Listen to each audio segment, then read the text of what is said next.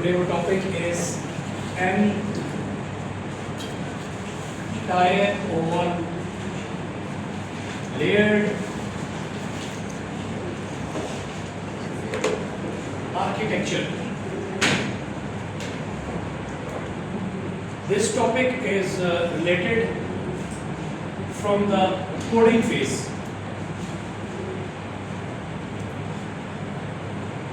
और आज हम देखेंगे कि आप जो एप्लीकेशन में डेवलपमेंट करते हैं तो कैसे लेयर में काम किया जाता है, यानी कैसे एक सॉफ्टवेयर का कोड किया जाता है, ये हम अंडरस्टैंड करेंगे. Before explaining this topic, entire or n layer architecture, first I'm going to explain you some concepts that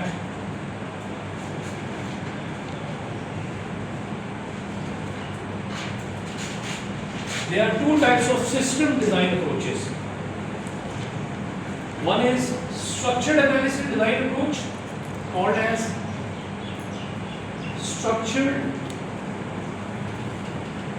analysis and design, and one is object oriented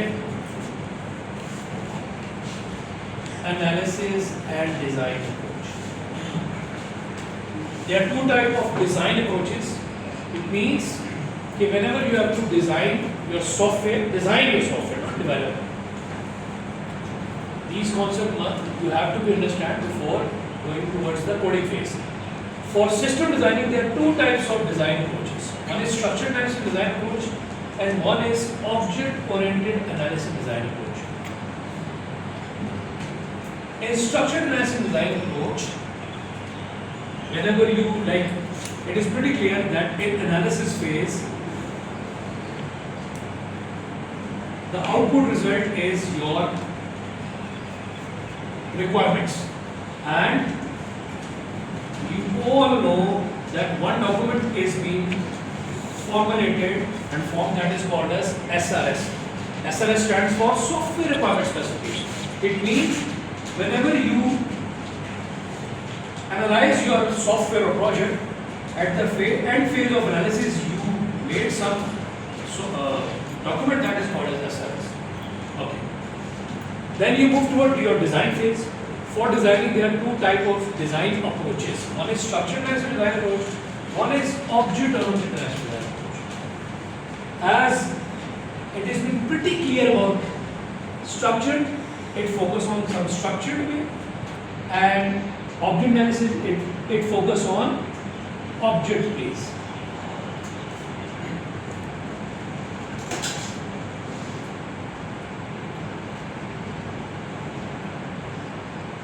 In structured way, whenever you have to design your system by following some structured analysis design approach, you make DFDs, stands for data flow diagrams. You make some flow charts, and you make some pseudocode of your whole project, in which you write some steps how to solve that application, and then there's some information diagrams also. And when you follow some object-oriented analysis design approach, by focusing on objects, you make some use case diagrams.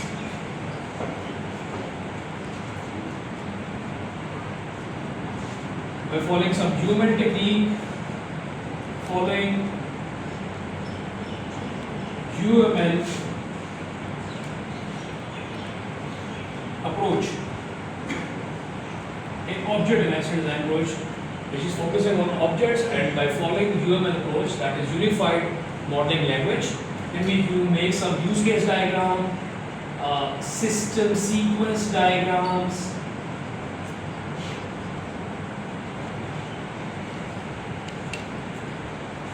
class diagrams, and some interaction diagram, collaboration diagrams, books, many more diagrams. It means there are two types of different approaches.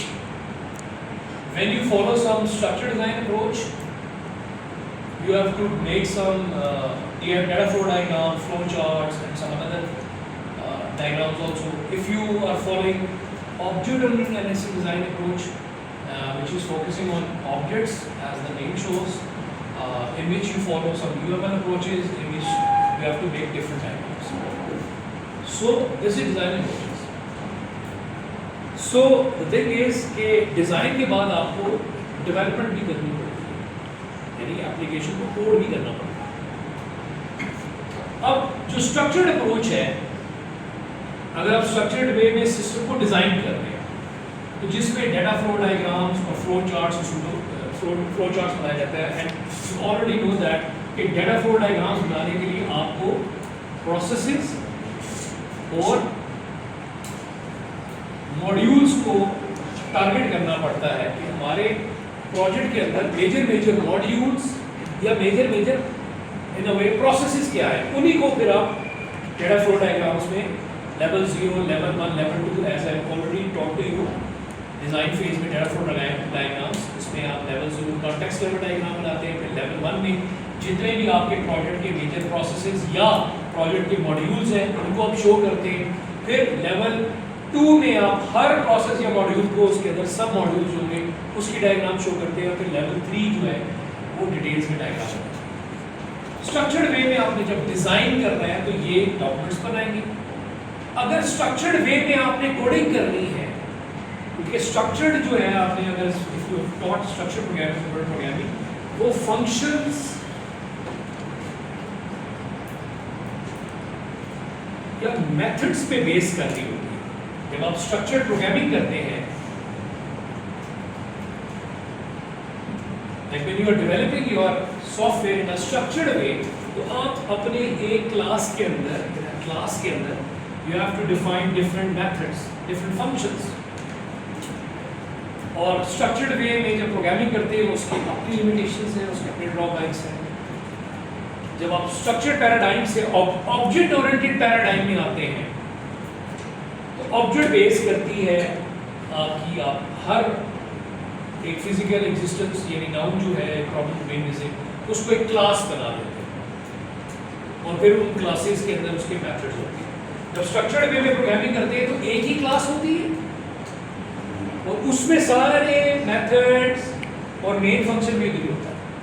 When you are talking about object-oriented programming, आपने ऊपी पढ़ लिया होगा अपनी degrees में, तो वो objects पे यानी क्लासेस पे काम किया जाता है। अगर स्ट्रक्चर्ड प्रोग्रामिंग में आप एक एप्लीकेशन बना रहे हैं, एम्प्लॉय मैनेजमेंट सिस्टम, तो उसमें एम्प्लॉय से रिलेटेड मेथड, डिपार्टमेंट से, उसकी सैलरी से, उसकी अटेंडेंस से, सब मेथड्स एक ही क्लास में होंगे। अगर आप स्ट्रक्चर्ड वे में प्रोग्रामिंग कर रहे हैं, we have already cleared that some. जब हम इस पैराडाइम से स्ट्रक्चर्ड पैराडाइम से ऑब्जेक्ट ओरिएंटेड पैराडाइम में शिफ्ट करते हैं प्रोग्रामिंग में, तो वो थोड़ी सी सिंप्लीफाइड वे में काम होता है। यही उसमें जब हम बनाते हैं, क्लासेस बनाते हैं, तो एम्प्लॉय की एक अलग क्लास बनेगी, उसकी अटेंडेंस से रिलेवेंट एक अलग क्लास बनेगी, सैलरी से रिलेटेड उसकी अपनी अलग क्लास, तो इसके अंदर इसके अपने मैथड्स होंगे।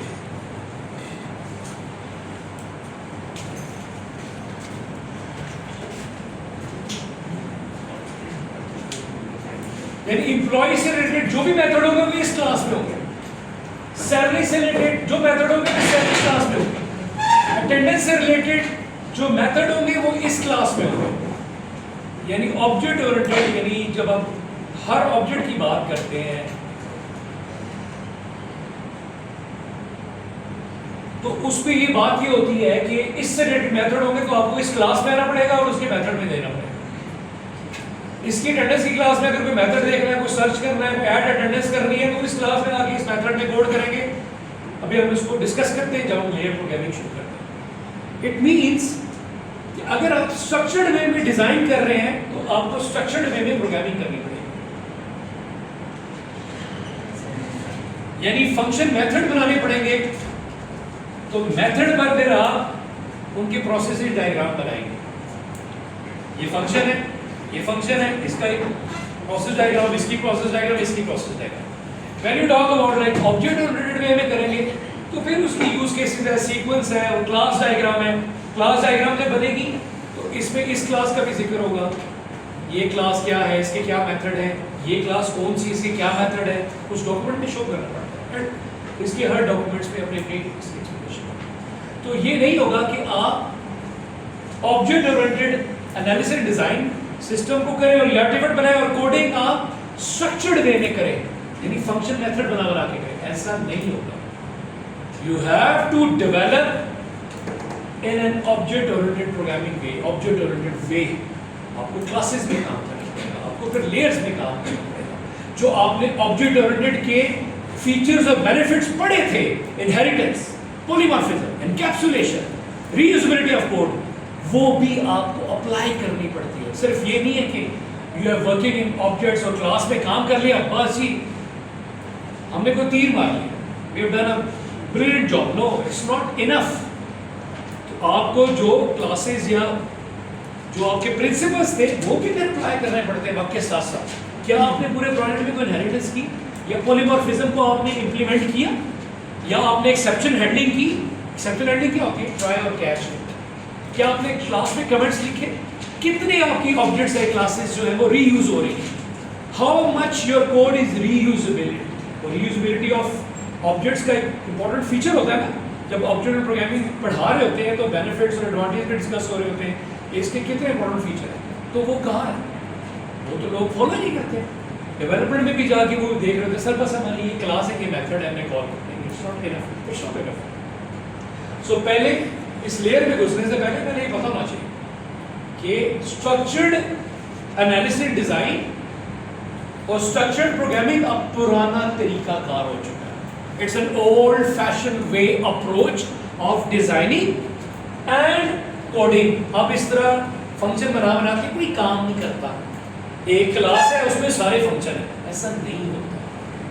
You have to work in layer, you have to work in objects, classes and then layer में भी देखते हैं कि लेयर में कैसे काम होता है। That's important. तो अब ये नहीं होता कि एक ही क्लास है उसमें सारे मेथड है वहीं से बस आप कॉल करते हैं, ऐसा नहीं। आपको हर क्लास जो उससे रेलिवेंट है उसकी क्लास अलग बनेगी, उससे रिलेटेड उसमें मेथड होगा। एंड सेम गोज अगर आप डेटाबेस में डिजाइन कर रहे हैं तो अटेंडेंस का जब एंटिटी या टेबल बनेगा उसमें अटेंडेंस की इंफॉर्मेशन होगी, ना कि टीचर की होगी, ना कि स्टूडेंट की होगी, ना कि रिजल्ट की होगी। तो जो क्लास जो होल्ड करती है उसमें वही मेथड होगी रेलेवेंट। डेफिनेटली मुझे इसको एक्सप्लेन इसलिए जरूरत नहीं है, you have studied these courses, you have been gone through these courses, कि आपने ये कोर्स पढ़ चुके हैं, आप बुक में आपकी एक्सपर्टीज है। अच्छा, अब हम क्या मूव करते हैं, ये मैंने इसलिए बताना था कि ये नहीं होगा कि आप, क्योंकि आपका एडवांस कोर्सेज भी जो है वो object oriented software engineering, object analysis design वो एडवांस है। तो इसमें डिज़ाइन में आपको ये चीज़ें प्रैक्टिस भी कराई जाती है। इस आपके जो टेन्योर आपका सेमेस्टर है, डेटा फ्लो और flow charts, and you definitely have to build your जो भी आपको प्रोजेक्ट एलोकेटेड है, आपने एसएलएस बना ली है, you have to build your data flow diagrams and flow charts.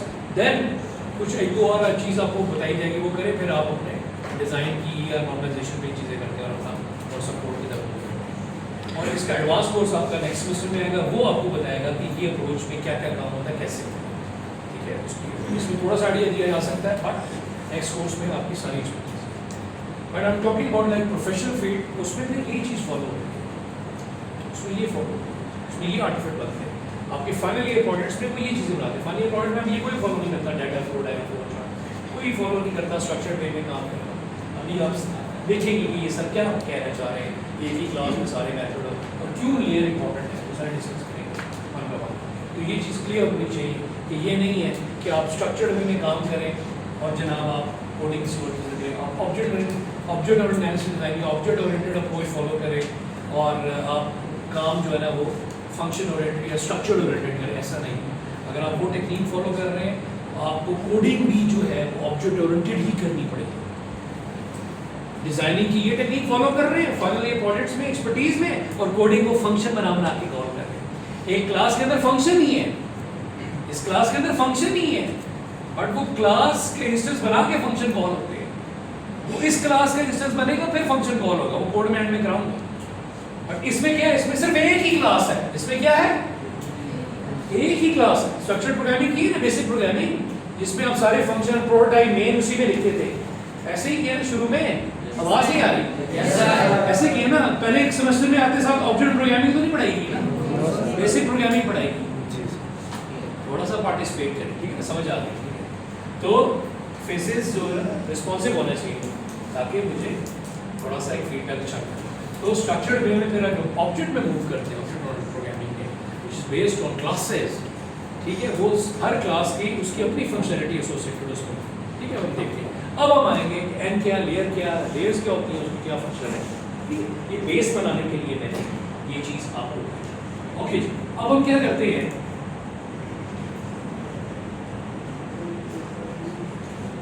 ये सारी बेस थी कि system analysis design technique, structure analysis design होती है, ऑब्जेक्ट एनालिसिस डिजाइन होती है।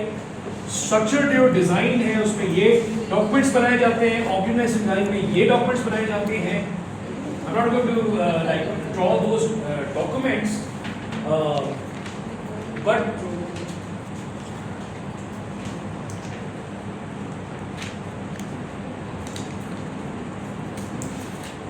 अब हम आते हैं इस टॉपिक पे। ये टॉपिक है कोडिंग से रिलेटेड, कोडिंग फेस रिलेटेड है, कोड आपने कैसे करना है। अब हम देखते हैं कि what do you mean by N, what do you mean by this, like ये जो एन टायर को फॉलो कर लें या लेयर को फॉलो करें, इसका क्या मतलब है। एन स्टैंड्स फॉर नंबर,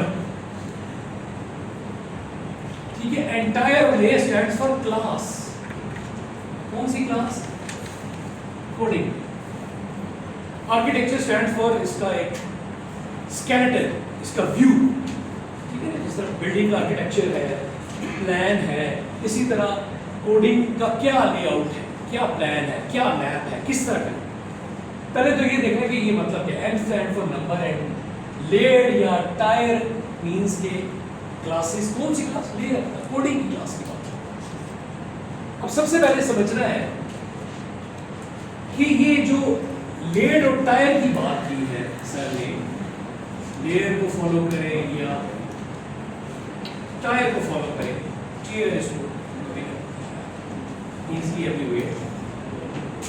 ये पहले कितनी, ये बेसिकली ये क्लास की बात हो रही होती है। ये इसकी टाइप्स क्या होती है, इसकी एग्जाम की टाइप्स होती है जी। एक होती है 3 टियर, एक होती है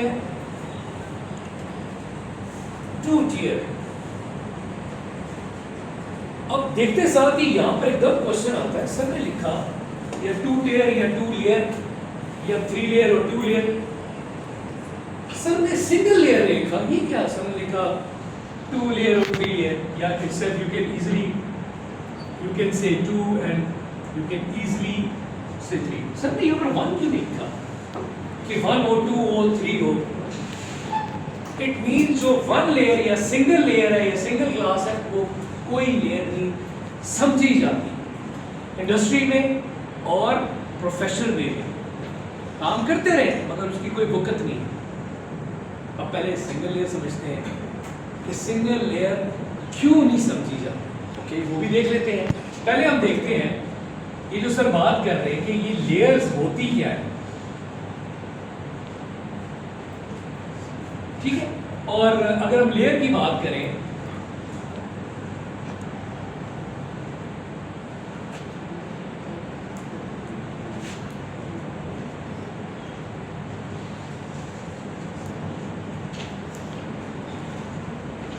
और इसकी डिस्क्रिप्शन की बात करें कि क्या लेयर है और उसका क्या काम।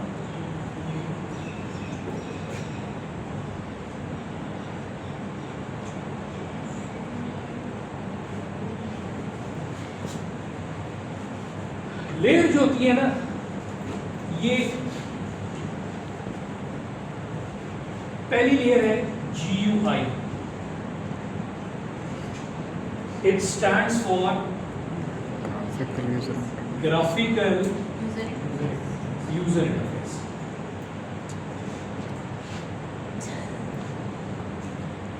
सेकेंड है BLL, स्टैंड्स फॉर बिजनेस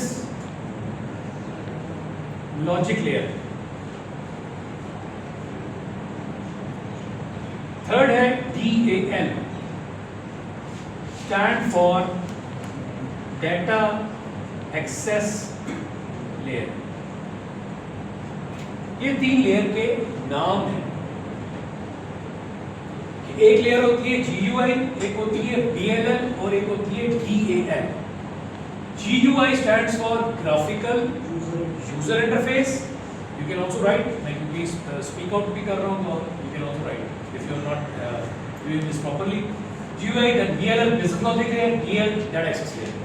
अब इसका description या you can say इस लेयर का रोल क्या होता है, इससे काम क्या करना होता है। जो GUI लेयर है ये दो स्टेप्स या दो इसके टास्क हैं। It takes input from the user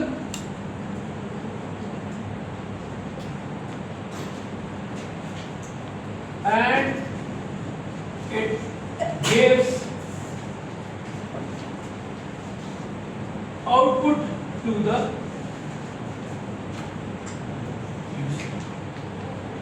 यानी जो ग्राफिकल यूजर इंटरफेस जिसको form front end view layer जिस पर आप फॉर्म बनाते हैं, लेआउट्स बनाते हैं, वो लेयर क्या करेगी, यूजर से इनपुट लेगी और यूजर को क्या करेगी, आउटपुट डिस्प्ले करेगी। इसका और कोई काम नहीं है। आसान चलते हैं हम आगे।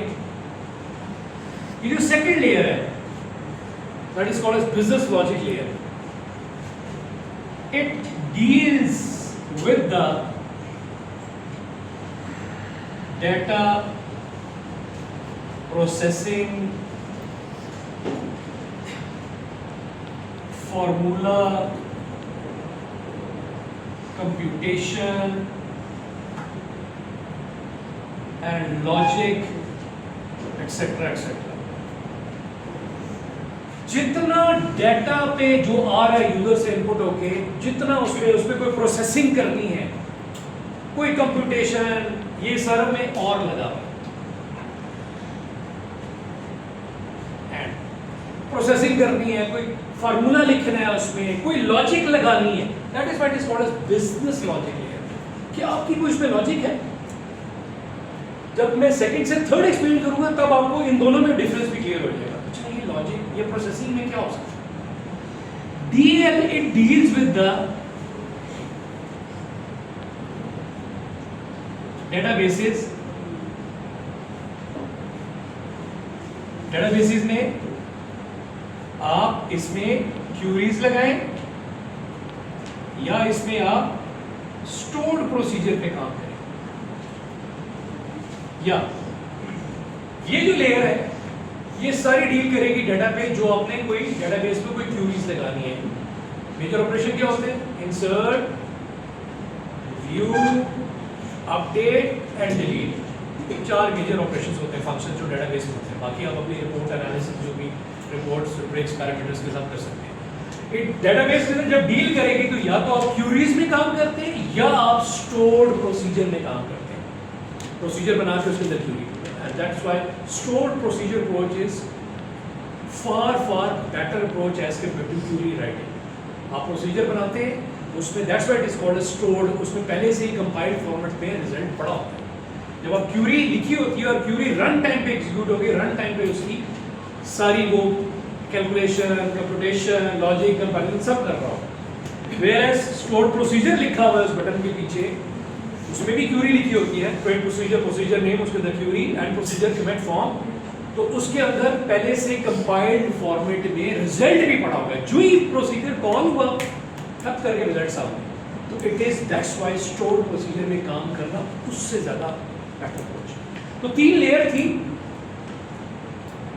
3 लेयर में एक काम था। पहली लेयर होती है GUI, सेकंड होती है बिजनेस लॉजिक, थर्ड होती है डेटा एक्सेस लेयर। जो ग्राफिकल है उसको front end layer, form layer, view layer, presentation layer, बहुत सारे नाम होते हैं। कहाँ से करना है? वो सिर्फ यूजर से डाटा इनपुट लेगी जो आपने फॉर्म बनाया और आगे डाटा पास कर देगी। अभी हम देखते हैं इसका फ्लो कैसे होता है। और जो सेकंड लेयर है उस डाटा पे जो आया उस पर कोई प्रोसेसिंग है, कोई लॉजिक लगानी है, कोई फार्मूला लगाना है, वो करें। फिर तीसरी लेयर, यानी लेयर बोले तो ये क्या है, ये एक्चुअली आप टेक्निकल वे में लेयर्स की जब बात कर रहे हैं, ये कोडिंग में क्या चीज होगी है, क्या होगी, क्लास। कोडिंग से जुड़ रहा है लेयर मीन कोडिंग में क्लास की बात होगी, ये क्लास, ये दूसरी क्लास, ये तीसरी क्लास। और डाटा फिर थर्ड लेयर में भेज दिया जाता है, उस पर फिर क्यूरी लगती है। अभी मैं इसके फ्लो कहाँ से कहाँ डाटा आता है वो बात की बात है। ये तो 3 लेयर थी, ये 3 लेयर ये होती है। हमने कहा कि टाइप्स पे आते हैं, मैंने कहा कि 2 लेयर होती है और 3 लेयर होती है। सिंगल लेयर की भी मैंने बात नहीं की ना, सिंगल लेयर कोई समझी जाती है कोई लेयर है या काम इसने कोई मजे का काम किया, नहीं, उसमें नहीं। वो भी बात करते हैं कि सिंगल लेयर क्यों नहीं है, इन लेयर में क्या फायदा है, वो भी जरा रोक के रखते हैं। अगर आप 3 लेयर फॉलो कर रहे हैं which is best, that is why I mark static. Static means के बड़ा इंपॉर्टेंट है, ये सबसे इंडस्ट्री में एक्सेप्टेबल, एप्रिशिएटेबल मांगी जाती है।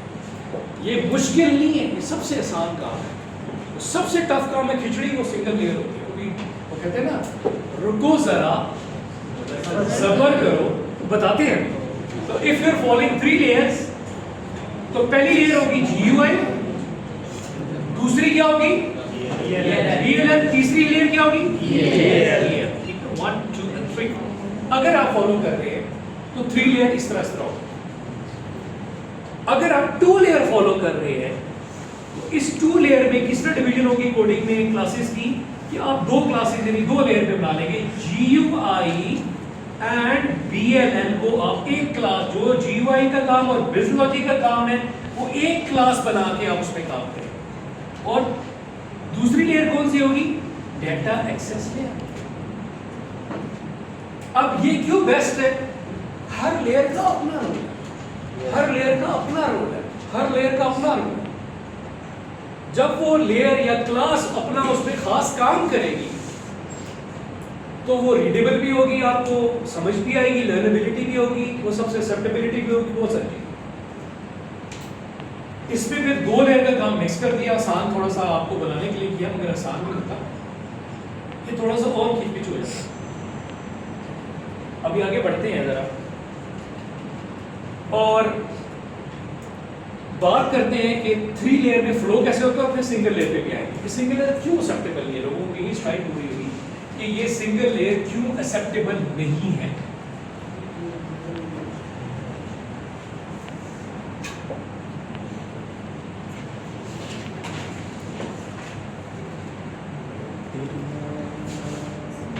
अच्छा, हम इसका देखते हैं कि flow of data, flow of data यानी क्लास के अंदर जब डाटा जाएगा तो कैसे मूव होता है। मैं डायग्राम की शक्ल में यहां पर लिखता हूं और उसको एक्सप्लेन करता हूं, उसकी एक्सप्लेनेशन बाद में आ सकती है। One is GUI layer, first is if you are following 3 layer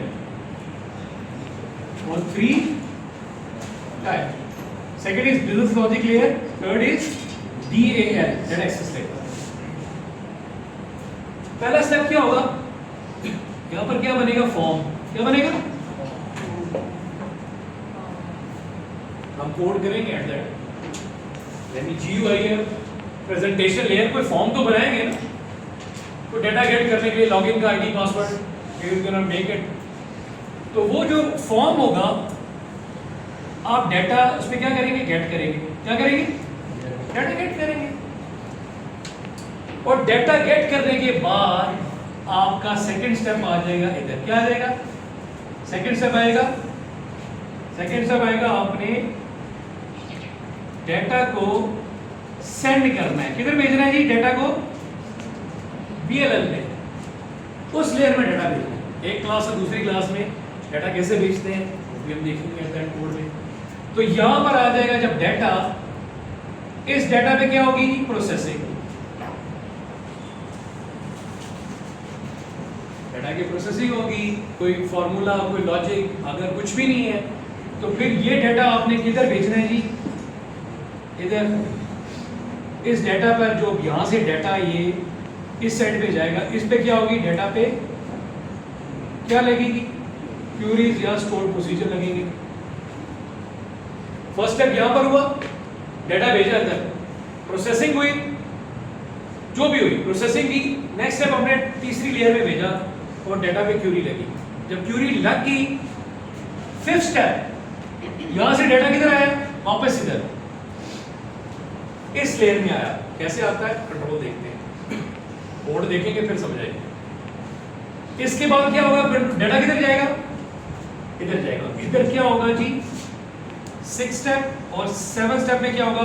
output आप उस डाटा को यूजर के आगे शो कर देंगे। ये इनपुट और आउटपुट लेती है। अगेन ये वैसे हिंट के लिए, प्रोसेसिंग के लिए यूज होती है और ये डेटाबेस के लिए।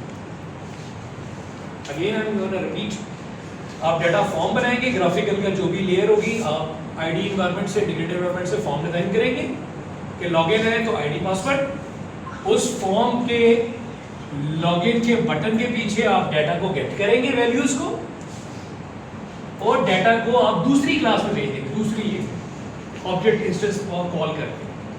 जब डाटा यहां पर आएगा, उस डाटा पर आपने कोई अगर कुछ भी प्रोसेसिंग नहीं करनी, आप अगेन एक मेथड बना के, इंस्टेंस बना के डाटा एक्सेस लेयर पे एक मेथड के थ्रू भेज देंगे और फिर यहां पर डाटा पर क्यूरी लगेगी।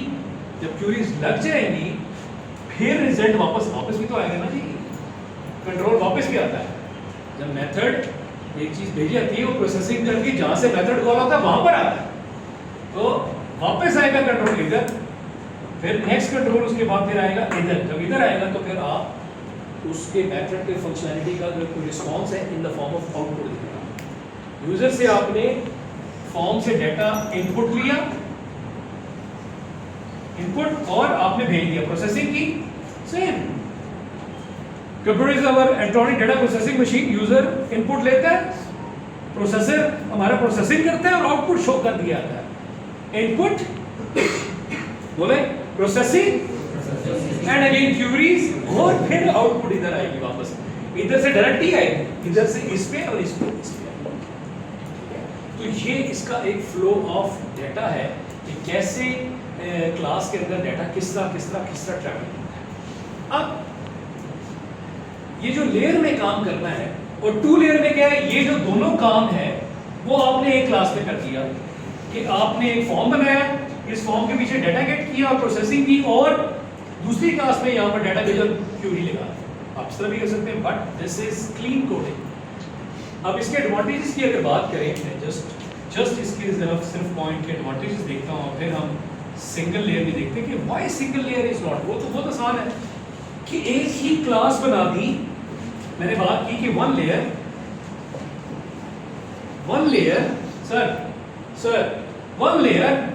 लेयर में चलो मैंने फॉर्म बनाया, यहाँ पर ये मेथड लिखा ओके या गेट जो भी, इधर ही मैंने डाटा को गेट किया, फिर मैंने डाटा पे प्रोसेसिंग लगाई और फिर मैंने डाटा पे क्यूरीज लगाई, फिर मैंने आउटपुट भी गेट करके डिस्प्ले करा दिया।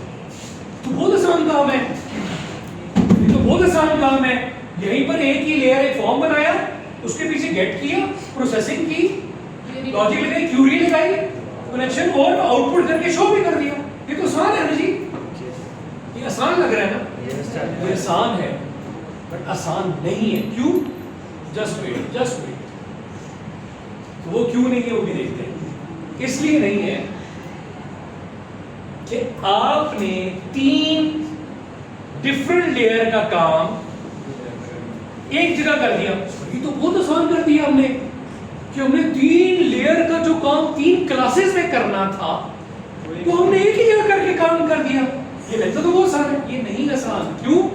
कि आप जब काम कर रहे थे, लेट्स से आप लोग आज जी फ्रंट एंड चेंज करें, सुनते जाए जरा। मैंने कहा जी फ्रंट एंड आपने जावा में आपने कंपोनेंट पढ़े होंगे, AWT और स्विंग के कंपोनेंट्स। जब आपने जावा में फॉर्म्स बनाने होंगे तब आप कुछ AWT के कंपोनेंट्स हैं, ऑटोमेटिक विंडो टूल किट और स्विंग के कंपोनेंट्स हैं, button, label, text field. AWT के कुछ कंपोनेंट्स हैं लिमिटेड, स्विंग के कंपोनेंट्स यूज करेंगे, उसमें ज़रा बेहतर कंपोनेंट्स है, उसकी लुक एंड फील अच्छी है। आपने AWT यूज किया, मैंने कहा यार ये चेंज करें और फ्रंट एंड जावा ही लैंग्वेज है, जावा ही फ्रंट एंड टूल है, जावा का जो मर्जी आप यूज करें, क्लिप्स करें, नेटलिंक्स करें, आप रेस्टल रोज करें, नेटलिंक्स यूज करें, जो मर्जी आप जिसमें आप जावा को कोड कर सकते हैं। आपने जावा के कंपोनेंट थे AWT स्विंग, AWT से स्विंग करेंगे तो फिर वो थोड़ा सा टेक्स्ट फील्ड जे यूज होता है, तो आपको चेंज करना पड़ेगा। Okay, take example like this way. आपको फ्रंट एंड, मैंने कहा जी आप कोई और डिजाइनिंग टूल यूज करें और फ्रंट एंड कोई टूल यूज करें जिसपे लेआउट बनाए, ग्राफिक्स का, एडोब फोटोशॉप का, लाइक लोग फ्लैश यूज करते हैं।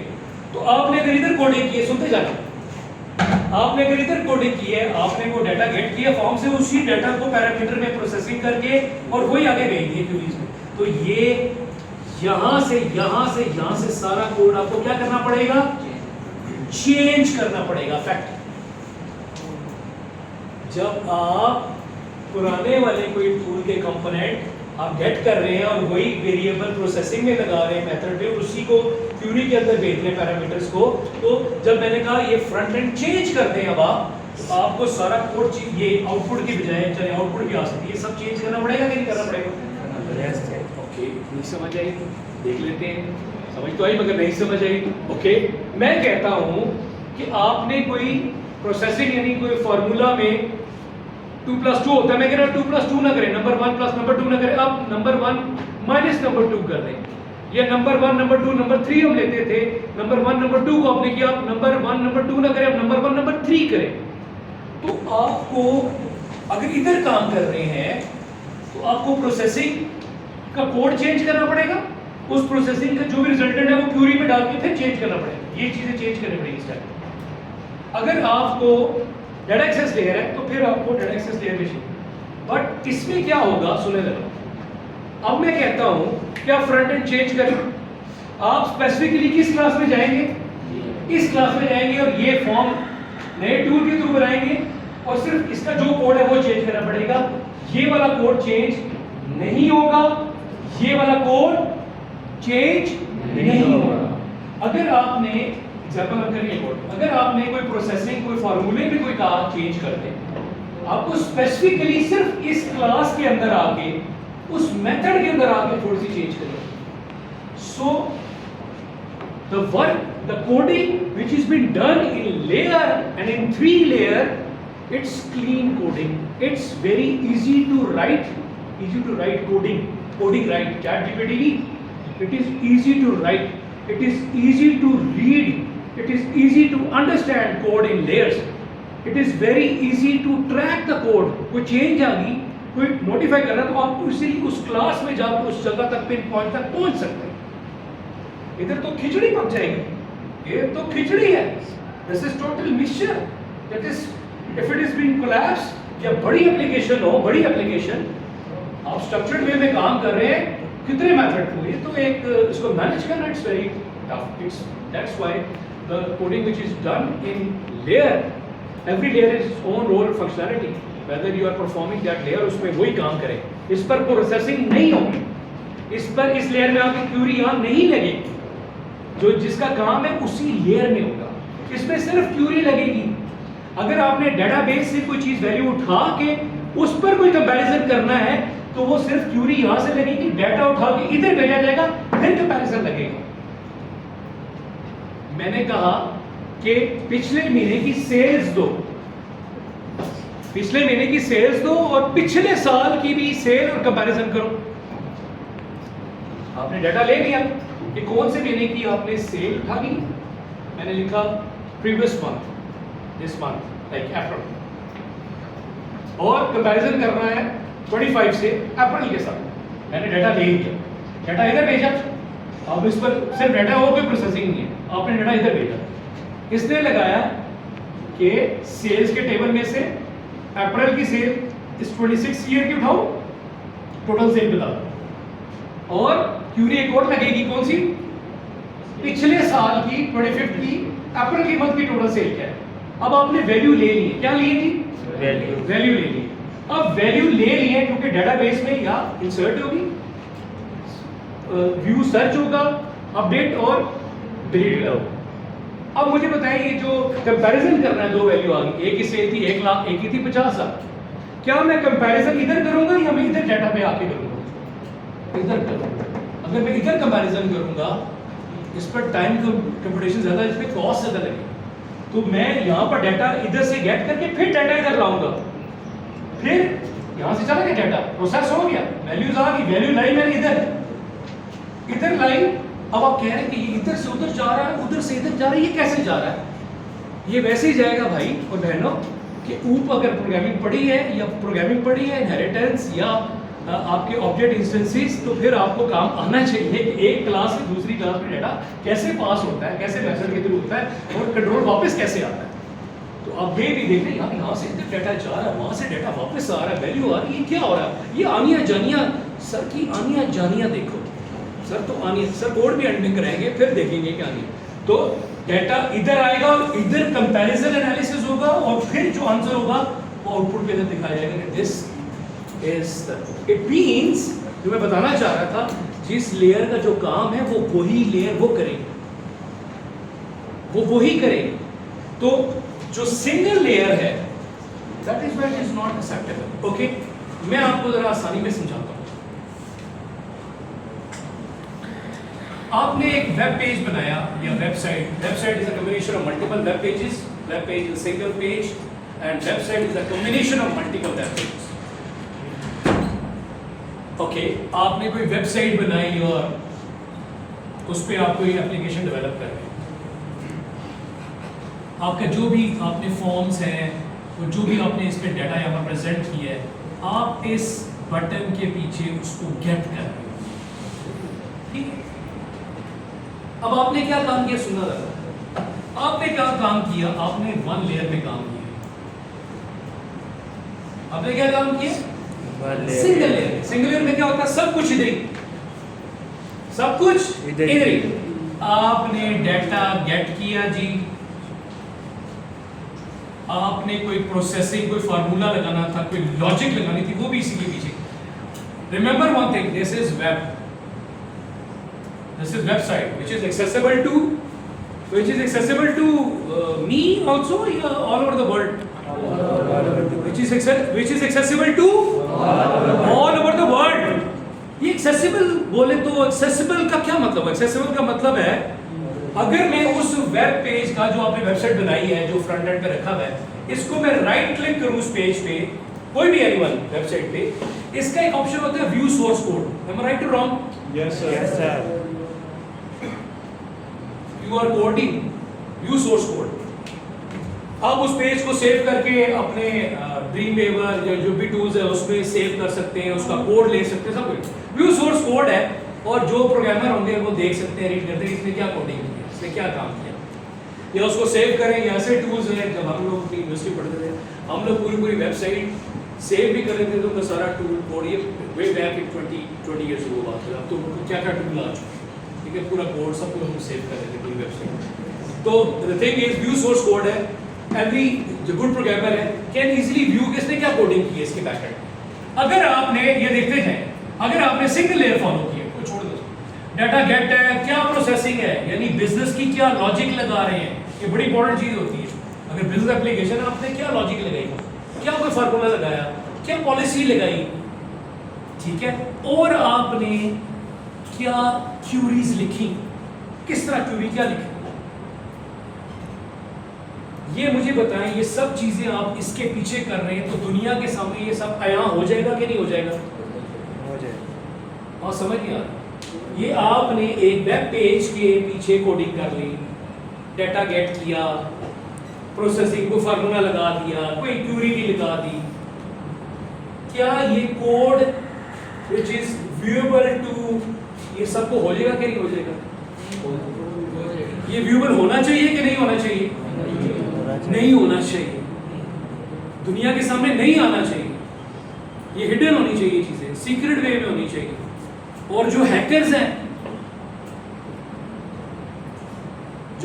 हैं और वो फिर इजीली ट्रैक कर सकते हैं कि आपने किस लेवल की कोडिंग की, आपके वेरिएबल कन्वेंशन के आपने नाम क्या रखे हुए हैं। अगर आपने नाम इस तरह रखे ABC, तो पासवर्ड भी आपने DEF रखा होगा, हेलो रखा होगा, 1 2 3, ऐसे आपके डेटाबेस को हैक करेंगे। And if you have not implemented SQL injection technique in web based desktop, तो एक्सेसिबल तो सिर्फ उस बंदे को होगा जहाँ पर पड़ा हुआ सिस्टम। नेटवर्क एप्लीकेशन के लिए अगर if an application is a network based application, the intruder or the person who is going to hack that, उसको उस नेटवर्क में आना पड़ेगा तब वो एप्लीकेशन को हैक करेगा। whereas वेब बेस्ड या मोबाइल जो क्लाउड बेस्ड पे जुड़ा है वो कहीं से भी उसको एक्सेस कर सकता है, कहीं से भी। तो वेब बेस्ड का आप देख लें कोड, अब टूल्स ऐसे आ रहे हैं, नए ऐसी उनकी प्रॉपर्टीज आ रही हैं टूल्स के अंदर कि अब आपको ये भी नहीं पता लगने देता कि मैंने डाटा क्या गेट किया है, कौन सा बेहतरीन वो एम्बेडेड हो जाते हैं, बिल्ट इन हो जाते हैं। तो ये सिर्फ एक छोटी सी मिसाल दी थी, अगर सारा कोड कर देंगे तो सब कुछ ओपन दुनिया के सामने आएगा। तो सीक्रेट कुछ सर होने देना सीक्रेट, अब मैं तो खुली किताब हूँ, मैं तो खुला प्रोग्रामर हूँ, ऐसा नहीं होता। आपकी पॉलिसी थी सेल की, कोड की, प्रमोशन की, फलाने की, वो तो आपने सारी लॉजिक इधर दुनिया को बता दी।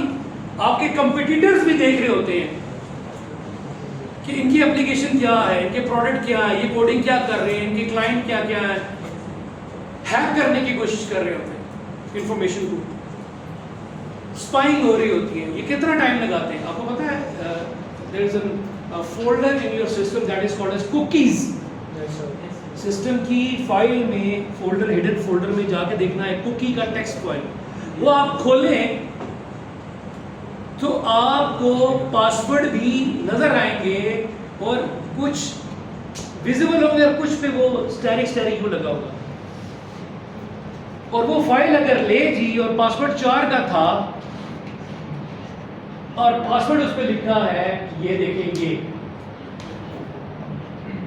तो इस पे कितने इसमें कंपैरिजन लगा देने, 26 A20 26 और स्पेशल डॉलर, ये सब लगा के करेगा। 26 तो कैरेक्टर है ना, फिर वो भी आएंगे greater than, less than, dollar, punctuation सब लगा। ऐसे हैक होता है चीज़ें। जाके जरा कुकीज खोले, वो बताएगा कि आप यूज़र आईडी, आपने टाइम स्टैंपिंग की, ये URL देखा, ये उसका पासवर्ड है, पूरा पासवर्ड नहीं, एक आध कैरेक्टर डिसेबल होता है। तो ऐसे हैकर आपके सिस्टम की फाइल्स के अंदर से कुकी के फोल्डर उठाते हैं, फिर उस पर डिक्रिप्शन लगाते हैं, डिक्रिप्ट करते हैं और उस पर पासवर्ड की ट्राई करके ऐसे क्या। तो अब किस कुछ फैमिली में बैठे हैं, हैकर जो होता है वो बला प्रोग्रामर होता है, वो बला का जीनियस होता है। जो भी हैकर है वो खुद भी हैक होता है, उसको खुद भी फंकी पड़ती है। Hacking is unethical activity, hacking allow नहीं है। मैं ये नहीं कह रहा हैकिंग प्रमोट कर, हैकिंग इज अनएथिकल। बट जो काम अनएथिकल फिर करेगा उसको खुद, you have to face the music, you have to face the reality.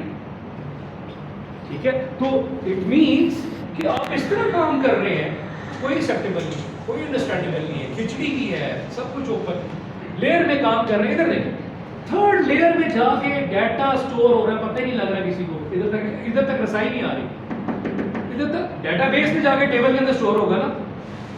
आप तो इसी लेयर में बता रहे हैं कि ये टेबल है, ये वो फिर क्रैक करता है, इसकी क्या लेवल है, क्या स्क्रिप्ट है, क्या कोडिंग है, किस तरह इसने काम किया, क्रैक करने की कोशिश कर लेता है।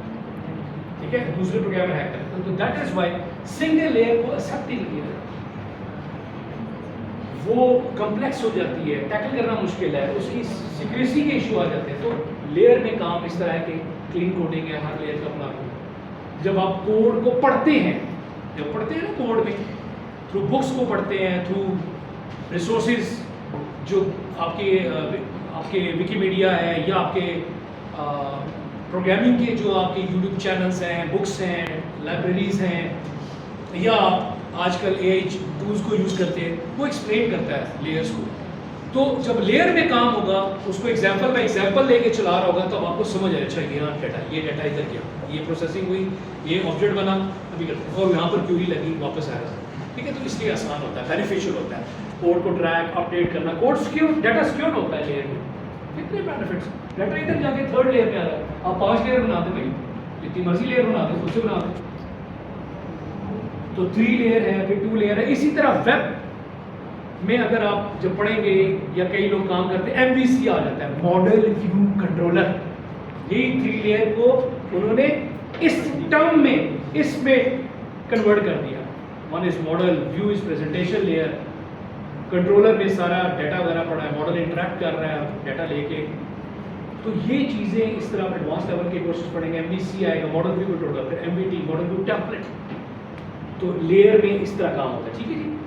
ओके, अब हम क्या करते हैं, सिंगल लेयर भी मैंने बता दिया। सिंगल लेयर दैट्स वाई कि अगर आप इसमें कर रहे हैं, इसमें कम्प्लेक्सिटी है, इसमें ट्रैक करना मुश्किल है कोड को, उसको अपडेट करना मुश्किल है, इसमें कोई चेंज करना पड़ जाए, पूरे कोड को इफेक्ट आ जाता है, पूरा चेंज करना पड़ता है। ये लगता है आपको आसान नहीं है, प्योर खिचड़ी, ये सुकून है। अच्छा, अब हम एग्जाम्पल देखते हैं जिसमें सब लोग इंटरेस्टेड हैं कि कैसे डाटा लिया जाता है लेयर में, ग्राफिकल में, और कैसे दूसरी लेयर पे डाटा पास किया जाता है और कैसे फंक्शनलिटी होती है, ठीक है जी। कोडिंग कैसे है लेयर में, जो हम बात कर रहे थे कि लेयर 3 लेयर है, और अगर हम 3 लेयर में उसको फॉलो करेंगे तो हम कैसे उसमें काम करेंगे। तो we can use like Java, और जावा का सिंटेक्स और उसमें जहाँ मुझे सिंटेक्स यूज़ करें उसको कर दूँगा।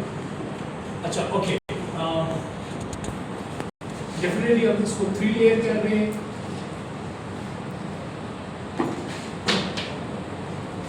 और जी आप you can also view and you can also write। तो मेरी तो सजेशन ये है कि just view for some moments, then you can write, don't write at this moment because it is been also capturing, recording, and it is available for you. You can also write at the end of this. Just wait and see and how things. Okay, like okay.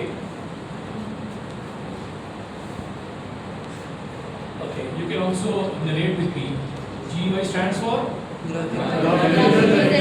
okay. Then second layer is business logic. The third layer is data okay. Access layer. हम क्या करेंगे कि let's say हम एक form बनाते हैं, register employ का, या you can say register user, fine।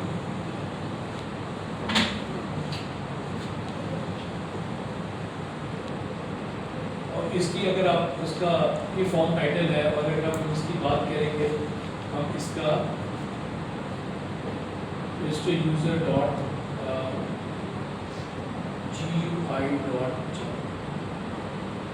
मैंने क्लास का नाम भी साथ GUI रखा ताकि जब वो क्लास का नाम आ रहा होगा तो ये होगा register user GUI dot JavaScript extension है, dot CS dot NPM dot PHP okay. अब हम क्या करते हैं कि हम यहाँ पर एक फॉर्म बनाते हैं, ठीक है।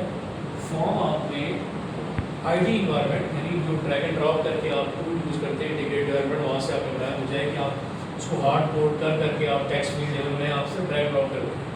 Okay.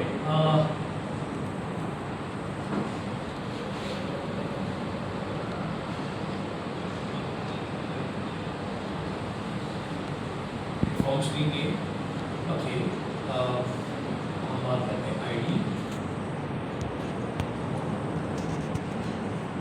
हम बात करते हैं इसका जेंडर।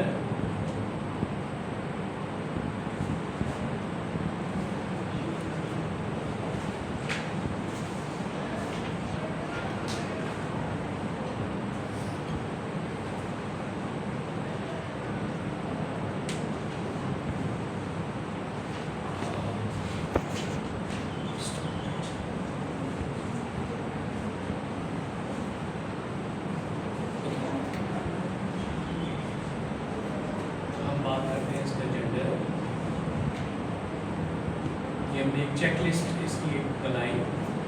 ओके, हम इसकी बात करते हैं एज।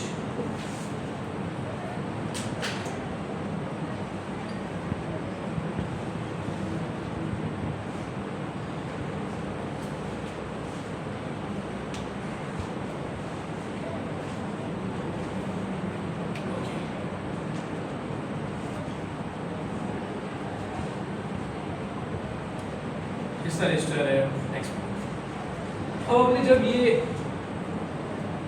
आईडी इन्वायरमेंट से इसको क्या बोलते हैं, टेक्स्ट फील्ड,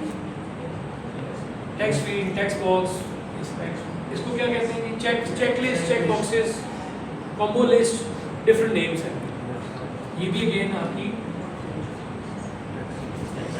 टेक्स्ट फील्ड है। ओके, अब लोग क्या करते हैं, ये भी सब 3 एट्रीब्यूट, जिसको अपने चेकलिस्ट बनानी है चेकलिस्ट दे, जिसको टेक्स्ट फील्ड देनी है उसको टेक्स्ट फील्ड दे, जिसको रेडियो बटन बनाना है उसको रेडियो बटन। रेडियो बटन का yes no, you can also use radio button, you can also use. हमारी वाम पहले क्या करती है, ये सारी टेक्स्ट फील्ड पकड़ती है, जस्ट हमारी वाम क्या करती है, I'm gonna show you। हमारी इंटीग्रेटेड डेवलपमेंट एनवायरनमेंट पे यहाँ पर टेक्स्ट फील्ड पड़ेगी, यानी कंट्रोल सी, क्या किया, कंट्रोल वी, और सिंगल कंट्रोल वी नहीं है, कंट्रोल वी से उंगली हट ही नहीं रही है, करके कंट्रोल वी क्या हो गया, 8-10 टेक्स्ट फील्डें बन गई, यूं होगी। कभी किया आपने, करके देखा तेरे बार तो ज्यादा वो हो यार, ये क्या हो गया, तो एक मैंने किसी कंट्रोल में ज्यादा। अच्छा, कई तो कहते हैं यार ठीक है, इसी को ऊपर नीचे टेक्स्ट फील्डों को कर रहे हो, फिर उसका नुकसान ये है कि जब आप टैप करते हैं तो वो कर्सर कभी नीचे जा रहा है, कंट्रोल कभी ऊपर फील्ड पे जा रहा है, फिर आप माउस पकड़ते हैं और फिर ऊपर नीचे करते, फिर इधर करते हैं। फिर दूसरा नुकसान ये कि जेंडर जो है टेक्स्ट फील्ड नहीं होनी चाहिए, जेंडर सिलेक्शन के लिए होनी चाहिए। अगर आप NIC कर रहे हैं तो it should be mass test field, mass test box, यानी जो जिसका जो है वो आप उस तरह के उसके कंपोनेंट को आप उसके लिए यूज करें। ये नहीं है कि सबको टेक्स्ट फील्ड कर दो भाई, ऐसा नहीं, जिस एट्रीब्यूट के लिए जो कंट्रोल सूटेबल है वही आपने लगा। आवाम क्या करती है, सबको टेक्स्ट फील्ड, सबको स्ट्रिंग और आहो, ठीक है, तो ये तो पहले नहीं करना, ठीक है, जो वहाँ हमारी करती है, ठीक है। अभी यू कैन लर्न कि कैसे आप इम्प्रूविंग कर सकते हैं अपनी प्रोग्रामिंग स्किल। अमूमन इसको text field 1, text field 2, text field 3 यूं चल रहा होता है। ये चेक लिस्ट है, अगर CHK लिस्ट 1 मैं एक कोड ड्रैग एंड ड्रॉप करूंगा, चेक लिस्ट 2 ये लेबल है, ये क्या है, लेबल्स है, और ये क्या है, इनके कंट्रोल जो है। और लोग ज़हमत ही नहीं करते कि इन टेक्स्ट फील्ड का नाम भी चेंज करें। जब आप इसका नाम, इसको ड्रॉप एंड कर रहे हैं तो यहाँ पर आपका पैनल आ जाता है, ऐसे ही प्रॉपर्टी पैनल्स कुछ आ जाते हैं कि टेक्स्ट फील्ड को इसकी सारी डिटेल आना शुरू हो जाती है। राइट और रॉन्ग, एक टेक्स्ट फील्ड करते हैं ड्रॉ, इस पर जब क्लिक करते हैं तो इसकी प्रॉपर्टी पैनल खुल जाती है। ये क्या चीज़ है, इसका नाम क्या है, इसको कोई कलर देना है, इसको ये एंगल देना है, साइज देना है, ऐसे ही नहीं कोई सहमत नहीं करेगा इसका टेक्स्ट फील्ड का नाम भी चेंज करना। आप जरा सीखें कि मैं क्या चीज़ बताऊंगा और उसकी क्या इम्पैक्ट है। इसका नाम था टेक्स्ट फील्ड 1, हम रहने भी दे सकते हैं, मगर जब मैं बैक एंड में कोड करूंगा उस वक्त नहीं की, आफ्टर फ्यू डेज की, आफ्टर टेक्स्ट फील्ड 1 क्या था यार। इस बटन को जब डबल क्लिक करूंगा ये तीनों चीज़ों का कोड पूरी क्लास का तो आता है, इसका कोड भी आता है, तो वो फिर आप जाके डिज़ाइन व्यू में फिर खोलेंगे, चाहिए टेक्स्ट फील्ड ID लेनी है तो सिंपल आप जब क्या करेंगे, इसको नाम क्या लिखेंगे, यूजर ID, इधर देखते जाए, यूजर ID टेक्स्ट फील्ड, इतना लंबा नाम आप रखेंगे। तो सर हमने तो जिंदगी में कभी वेरिएबल के नाम ABC से ऊपर नहीं किए, तो ये तो आप उस प्रॉपर्टी में कह रहे हैं, अभी तुमने गेट करना है इधर, तो आप इतना लंबा क्यों करेंगे। अभी अब देखिए इसका फायदा क्या होगा। मैंने नाम रखा यूजर ID टेक्स्ट फील्ड, रुको जरा, सबर करो, रुको जरा। मैंने रखा इसका नाम user gender CHK check list, मैंने इसका नाम रखा यूजर एज टेक्स्ट फील्ड।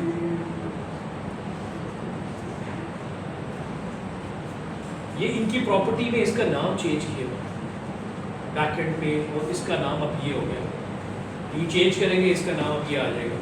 अच्छा, अब लेट्स से इस बटन के पीछे मैंने क्या करना है, डाटा का गेट करना है, डाटा गेट करना है, ठीक है। अब डेफिनेटली ये मैंने फॉर्म बनाई है, पूरी क्लास पीछे कोड भी हो जाता है। डबल क्लिक करेंगे तो मैंने रजिस्टर का कोड करना है। ये क्लास हो रही थी यहाँ पर एंड, यहाँ पर क्लास एंड हो रही थी। जितनी भी उस क्लास के जो इंस्टेंस वेरिएबल्स हैं, when you talk about like object oriented programming, तो आप वेरिएबल ही बोलते हैं, आप उसको बोलते हैं इंस्टेंस वेरिएबल्स, ठीक है। जब आप स्ट्रक्चर प्रोग्रामिंग करते थे तब बोलते थे एक एट्रीब्यूट, एक वेरिएबल। जब आप ऑब्जेक्ट प्रोग्रामिंग जानते हैं उन्हीं वेरिएबल को लिबादा ओढ़ के बोला जाता है इंस्टेंस वेरिएबल्स। जब आप स्ट्रक्चर प्रोग्रामिंग करते थे उसमें बोले यार एक फंक्शन बना दो, एक मेथड लिख दो, सर्कमफ्रेंस का, फैक्टोरियल का फंक्शन बनाओ, राइट अ फंक्शन, उनको फंक्शन बोला जाता है। When you talk about like object programming, फिर उसमें बोला जाता है इस क्लास की रिस्पांसिबिलिटी क्या है, इस क्लास के मेथड्स क्या हैं, ठीक है, इस क्लास का क्या बिहेवियर है, ये मतलब है इस क्लास का क्या बिहेवियर, एम्प्लॉय उसका बिहेवियर क्या, ये ऐड करती है, सर्च एम्प्लॉय करती है, तो लिबादा ओढ़ दिया गया है, चेंज करने का मतलब वही। अब क्या किया जी, मुझे 3 वेरिएबल चाहिए, ऐसे चाहिए जी सर, आवाज ही आ रही, ऐसे मुझे 3 वेरिएबल चाहिए। अब मैं क्या करूँगा, क्लास एंड होने से पहले मैं लिखूंगा प्राइवेट, मैं लिखूंगा मुझे एक आईडी चाहिए और स्ट्रिंग में चाहिए, मैं लिखूंगा स्ट्रिंग, मैं लिखूंगा UID. Can anybody tell me ये मैंने क्या काम किया इसके साथ, ये मैंने क्या चीज की, ये मैंने नल स्ट्रिंग डिक्लेयर की है, ठीक है, नल स्ट्रिंग। जब आप ये करते हैं ना, ये ऊपर शेप हटा देनी है, ठीक है, तो आपने इसको यूजर आईडी को एक नल स्ट्रिंग देके इनिशियलाइज कर दिया, यानी अगर इसमें डाटा कोई होगा तो वो नल है। और मुझे जेंडर चाहिए, वो भी मुझे एक को चाहिए, मेल है या फीमेल है, जब उसकी प्रॉपर्टी में ऐड कराऊंगा तो मुझे फिर भी एक प्राइवेट डिक्लेयर करूंगा। तो मैं पूछता हूँ प्राइवेट क्या है, या मैं एक्सप्लेन करता हूँ क्या चीज़ है प्राइवेट। मुझे चाहिए यूज़र जेंडर, मैंने लिखा यू जेंडर, और ये भी मुझे एक स्ट्रिंग में चाहिए और मैंने इसको null string. You have heard about garbage value, एक गार्बेज वैल्यू होती है। अब हर वेरिएबल जो एक मेमोरी में एक स्पेस लेता है उसको एक एड्रेस भी मिलता है, मेमोरी का एड्रेस। उस एड्रेस के अंदर उसमें उसकी डाटा टाइप, उस वेरिएबल का नाम, उसमें उसकी वैल्यू होल्ड होती है। आपने पॉइंटर्स पढ़े होंगे, पॉइंटर्स में जब ऐड लगाते हैं, ऐड का साइन, तो वो उसके पॉइंटर के एड्रेस पे जाएगा। ऐड लगाने से उस एड्रेस पे जाके उसकी वैल्यू निकालेगा। तो जो ही हम वेरिएबल को, अभी लेट से एज है, मुझे इंटीजर में चाहिए,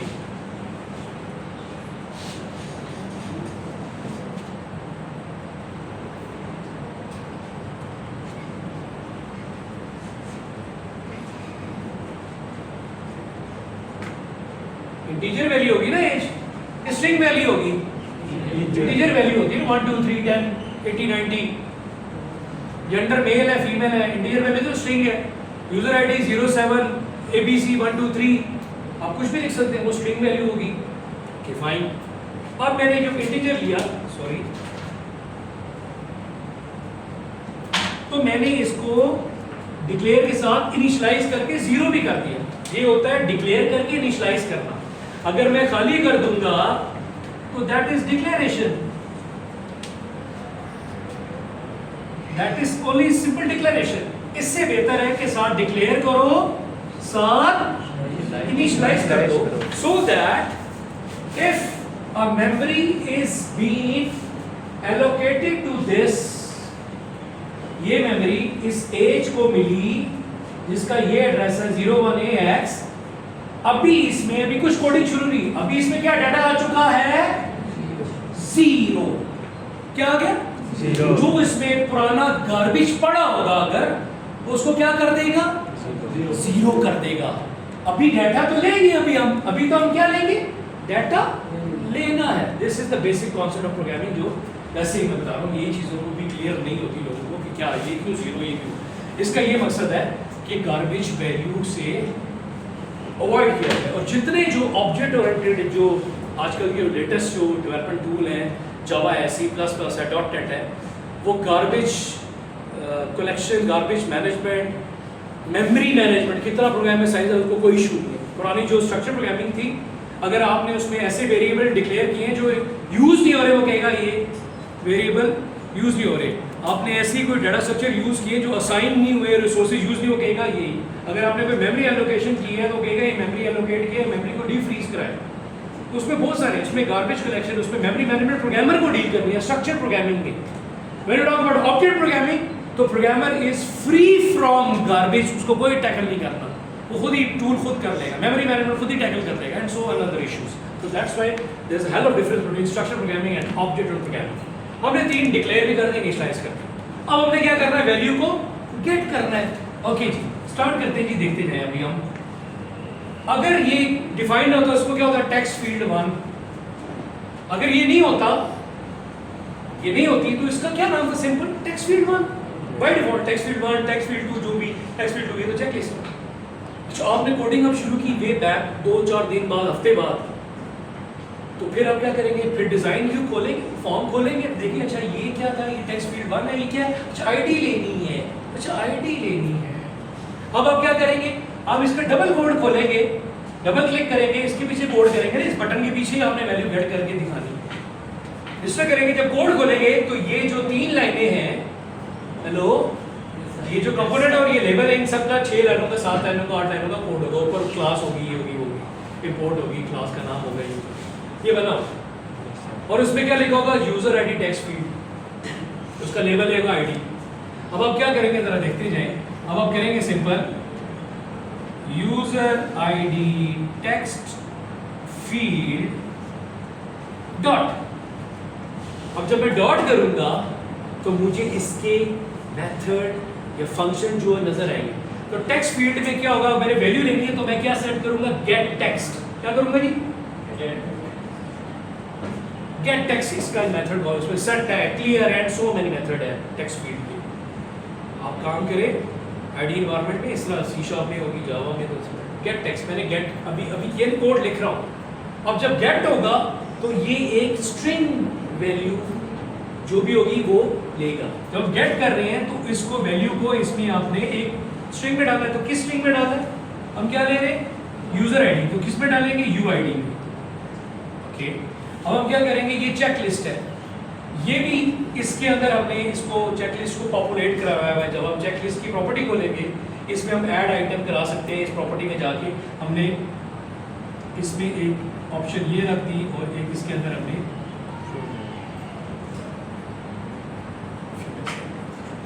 ठीक है, एंड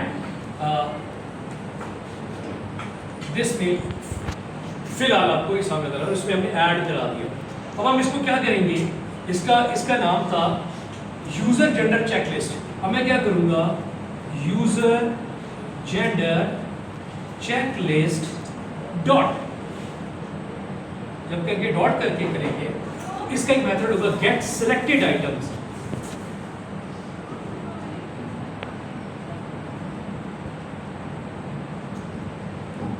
जब आप डॉट करके मेथड देखते हैं ना, इसको सिलेक्ट कर रहे हैं, इसको F1 हेल्प पर प्रेस करें, बताएगा, एग्जांपल देगा साइड पे, ये गेट सिलेक्टेड आइटम क्या करता है, डॉट ये क्या करेगा, ये मेथड क्या करेगा, फिर आपने जो यूज करना है वो करेगा। गेट सिलेक्टेड आइटम की जो यूजर सेलेक्ट करेगा वो इसमें भेजेगा और इसमें स्ट्रिंग में आएगा, और वो आएगा रिसीव होगा यू किस में होगा, जेंडर के अंदर। फिर हमने क्या करना है, इसकी एज लेनी है।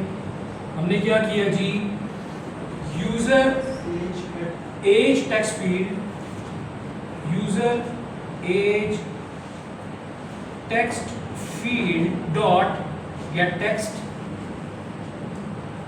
मैंने गेट टेक्स्ट किया और मैंने इसको ओके। एक और चीज, अगर मैं इसको लेट से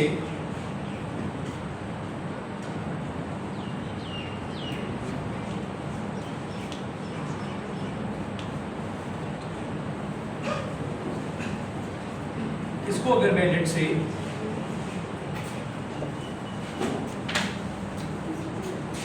स्ट्रिंग ले लूं तो फिर वो यूजर एज में हम ले लें।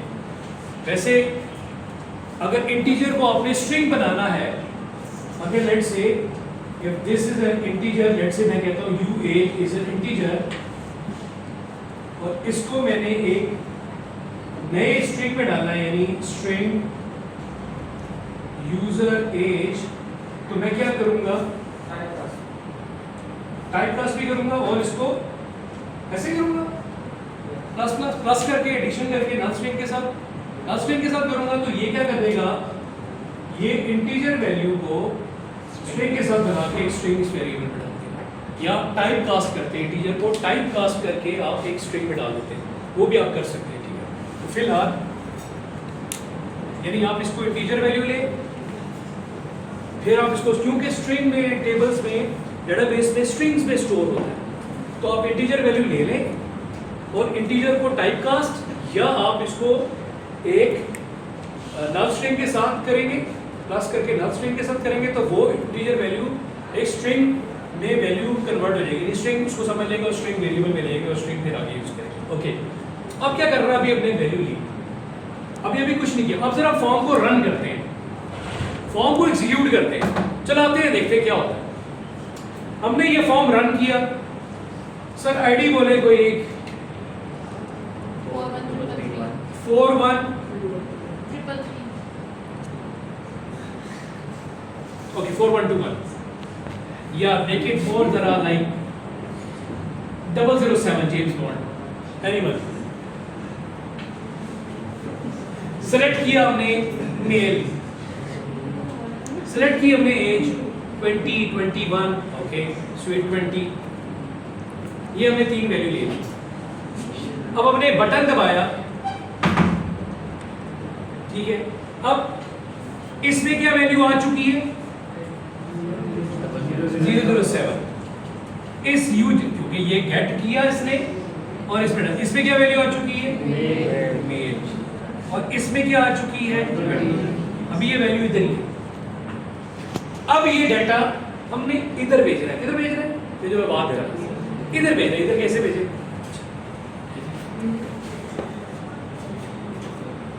अब क्या होगा कि इस क्लास का अगर हमने नाम रखा है जी यूजर BLL, नाम ऐसा रखा कि इसमें यूजर से रिलेटेड जितनी विजुअल लॉजिक की होगी हुई, अभी ये रजिस्टर है, तो यहाँ पर एक रजिस्टर का मेथड होगा। जब ये सर्च का फॉर्म बनेगा, किसी यूजर को सर्च करना है, तो सर्च के फॉर्म के पीछे, सर्च के बटन के पीछे इस क्लास का सर्च का मेथड होगा, फिर अपडेट का होगा। फिर जब रजिस्टर्ड है तो यहाँ से इस क्यूरी की क्लास में रजिस्टर की क्यूरी के मेथड में होगा, ऐसे होगा। अच्छा, अब क्या किया जी, ये हमने क्लास बनाई यूजर BLL.java, ये यूजर BLL क्लास का नाम है यूजर BLL। अभी हम कुछ भी नहीं किया हमने, इसका सिंपल क्या होगा, इसे होगा पब्लिक, क्या होता है पब्लिक क्लास यूजर BLL, ऐसे ही है क्लास है।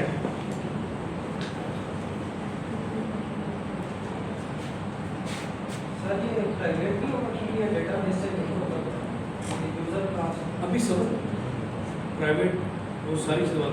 अच्छा ये तो मुझे बताइए, ये मैंने प्राइवेट क्यों लिखा है, प्राइवेट इसलिए लिखा है कि ये जो इंस्टेंस वेरिएबल है ये इसी क्लास में एक्सेस हो गया। आपने एक ऑब्जेक्ट प्रोग्रामिंग का एक फीचर पढ़ा होगा, encapsulation. Yes sir. Encapsulation mean data को हाइड करना, इंफॉर्मेशन को हाइड करना। सो दैट इज व्हाई मैं सिंपल भी लिख सकता था इंटीजर ये स्ट्रिंग ये, मैंने प्राइवेट इसलिए किया कि ये जो वेरिएबल है, ये वेरिएबल UID ये सिर्फ इसी क्लास में यूज होंगे, इस क्लास में ये वेरिएबल यूज नहीं होंगे, ये UID देखते जाए। तो दैट इज व्हाई हमने इसको प्राइवेट डिक्लेयर किया। अगर हम एक क्लास को और एक मेथड को पब्लिक करेंगे तो वो पब्लिकली एक्सेसिबल है to anyone, to another anyone class, to any, मतलब कोई और क्लास में इस मेथड को यूज करें। अगर हम इसको प्राइवेट कर देंगे क्लास को ही, तो कोई दूसरी क्लास इस क्लास को मेथड को एक्सेस नहीं कर सकती। इसलिए गुट्टी में ढाल के पिलाया गया कि क्लास को तो पब्लिक कर दो, फिर आते मेथड पब्लिक या प्राइवेट, ठीक है, एक्सेस स्पेसिफायर, या तो इंस्टेंस वेरिएबल प्राइवेट है, फिर क्लास है, फिर मेथड है।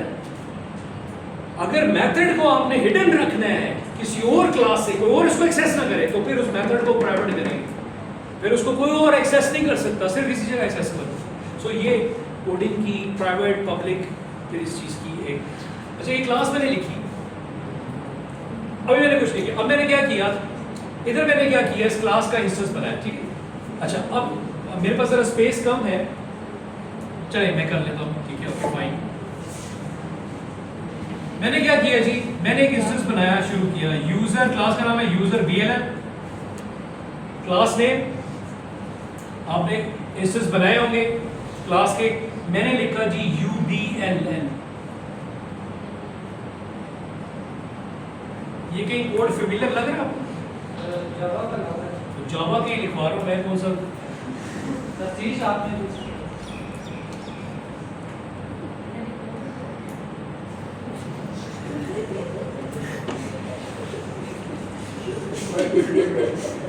दिस इज जावा कोड, साइंसदान, मैंने पहले ही बताया था, this is not C sharp. Okay, be focus.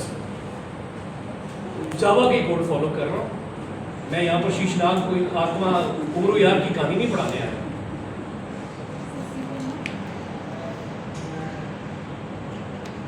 मैंने क्लास नेम, इंस्टेंस नेम, ये इसका इसका इसका इसका सबका डिफरेंट मतलब है। मैं वो पढ़ाने नहीं बैठा कि इसको पढ़ाना शुरू करूँ, बस फिर भी जल्दी बता दूँ। ये क्लास नेम है, ये उस क्लास का ये इंस्टेंस रखा, जब हम न्यू करेंगे वो फिर इंस्टेंस इस क्लास का ये बनाएगा और आगे बताएगा न्यू किस क्लास का ये, और ब्लैंक पैरामीटर्स। अगर इसमें आर्गुमेंट डालने होंगे तो फिर आप आर्गुमेंट भी डाल सकते हैं, वो उसके कंस्ट्रक्टर क्लास में चले जाएंगे।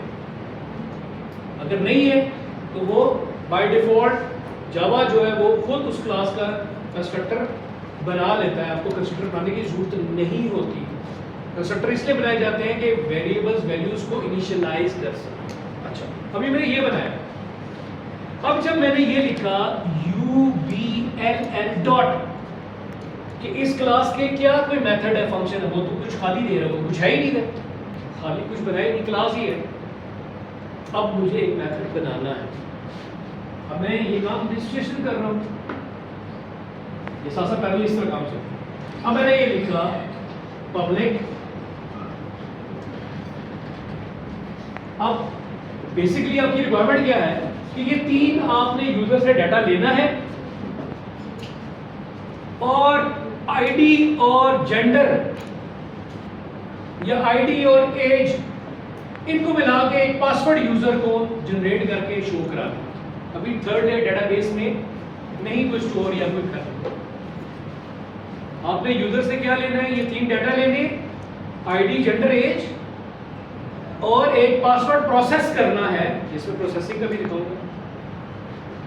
और आपको कहा यह गया कि आईडी और एज जो भी वो यूजर दे उससे बना के एक पासवर्ड बनाओ और यूजर को उस पासवर्ड को डिस्प्ले कर दो। अभी हमने डाटा लिया, अब हम क्या कर रहे हैं, पब्लिक, अब हमें एक पासवर्ड बनाना है तो फिर क्या रिटर्न टाइप आएगी, वॉइड आएगी कि स्ट्रिंग आएगी?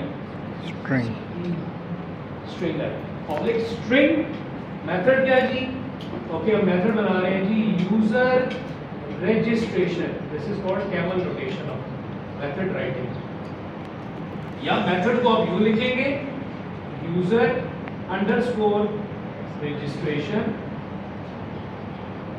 एंड सो पैरामीटर्स, या आप लिखेंगे यूजर और जो सेकंड वर्ड है उसका कैपिटल होगा। This is called as camel rotation.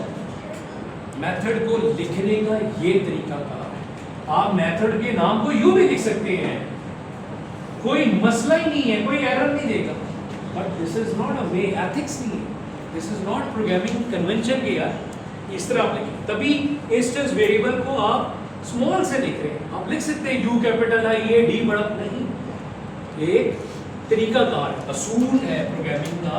जब आपके इंटरव्यूज होंगे in the industry, live interviews, वो कहेंगे जरा ये कोड करके देखोगे कि तुम क्या ABC1 लिख रहे हो, क्या कोड लगा रहे हो, किस तरह लिख रहे हो, कोई तरीका नहीं पता, कोई पढ़ाया नहीं गया, कोई प्रैक्टिस नहीं की, फिर आप कहेंगे ये तो बात पता सबको होती है यार, ये बात क्या कर।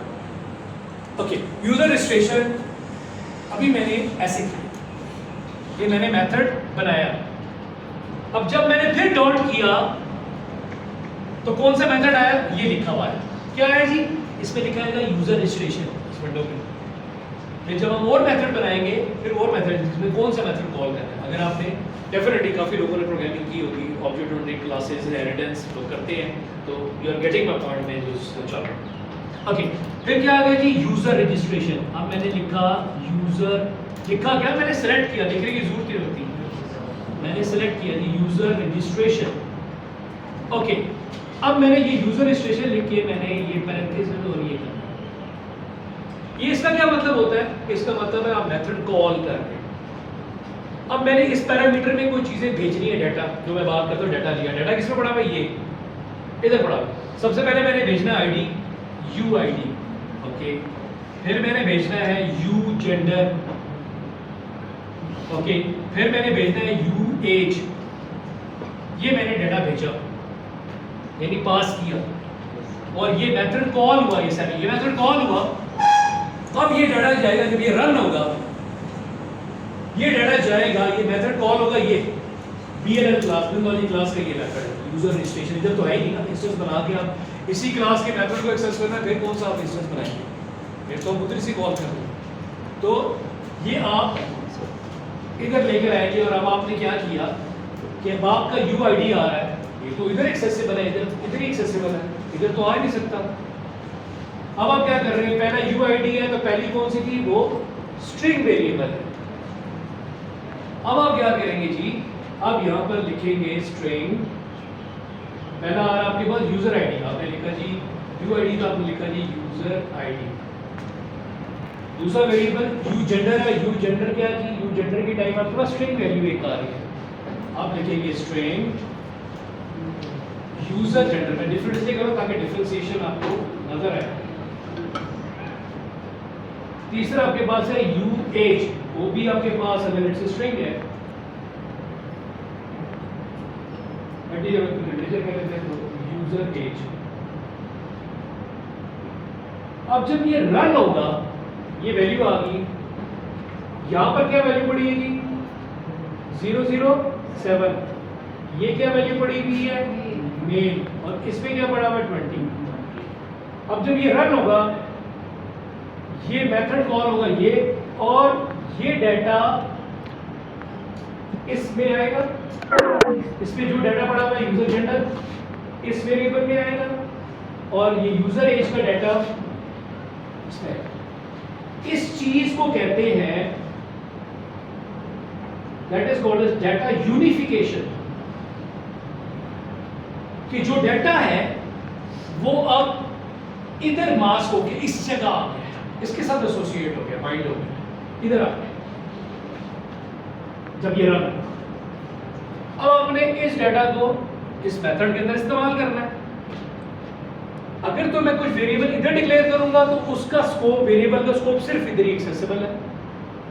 अगर मैं वेरिएबल क्लास के एंड में करूंगा तो मैं इधर करूं, जिधर मर्जी करूं, उसकी वैल्यू कहीं से भी एक्सेस कर सकता हूं। That is called as scope of a variable. Access कहां कर सकते हैं, अगर फंक्शन के अंदर वेरिएबल डिक्लेयर करेंगे तो फंक्शन के अंदर एक्सेसिबल है, अदर क्लास के अंदर करेंगे तो पूरी क्लास में एक्सेसिबल है। ये सब पढ़ चुके हैं।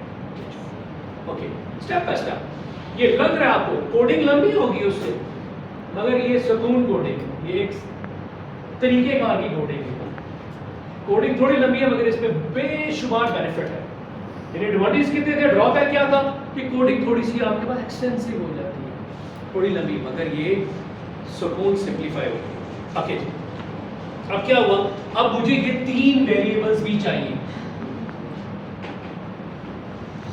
अच्छा, मुझे बताएं कि डाटा राइट से लेफ्ट में वैल्यूज असाइन होती है या लेफ्ट से राइट में जाती है? लेफ्ट से राइट में। लेफ्ट से राइट में कितने लोग कहते हैं कि जाती है? लेफ्ट से राइट में वैल्यूज असाइन हो रही है। असाइनमेंट स्टेटमेंट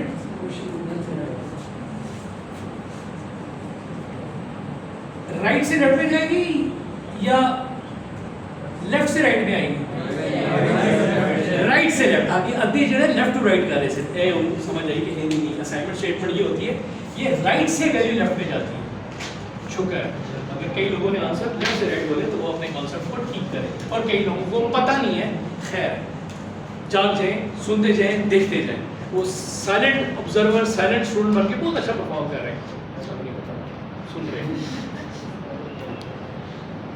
अच्छा अब क्या हुआ जी, ये यूजर आईडी ये पड़ा हुआ है इसमें डाटा, इसमें क्या आ गया जी, यूजर आईडी में डाटा जी, ये इसमें पड़ा हुआ है 007 और इसमें है मेल और इसमें है 20 कि नहीं जी नहीं सर डाटा मेल लिया था यहाँ से दूसरी क्लास में गया, हाँ ये मेल से फीमेल बन गई, नहीं ऐसा नहीं होता, ऐसा नहीं होता। जो डिजिटल निज़ाम है, जो डिजिटल है, वो अगर टेस्ट हो चुके हैं, उनकी क्वालिटी या टेस्टिंग हो चुकी है तो वो गलती नहीं कर सकते, ठीक है, उसमें गलत आंसर नहीं आता अगर वो करेक्ट हो चुके हैं, टेस्टिंग हो चुकी है, सेटिस्फाइड हो चुकी है। देन यूजर एज, अब ये वैल्यूज थी, ये मैंने किसमें कहीं वेरिएबल में ला दी है, मैं राइट रहा हूँ सर, उसको डायरेक्ट तो मेथड से इधर यूज ही नहीं कर सकते ना। अब हम क्या करेंगे, फिर इधर क्लास एंड है sir, private string message change करूँ ताकि लोग जो है ना कंफ्यूज ना हो सके, स्ट्रिंग और यूआईडी और मैंने नल स्ट्रिंग दी और मैंने डिक्लेयर कर दिया प्राइवेट स्ट्रिंग यू जेंडर और null string private string U age null string, okay fine. मैंने एक पासवर्ड भी जनरेट करना है, मैं भी इन सबको पासवर्ड भी एक कंप्यूटेशन करके करना है, तो मैं एक और वेरिएबल डिक्लेयर करूंगा private string u password.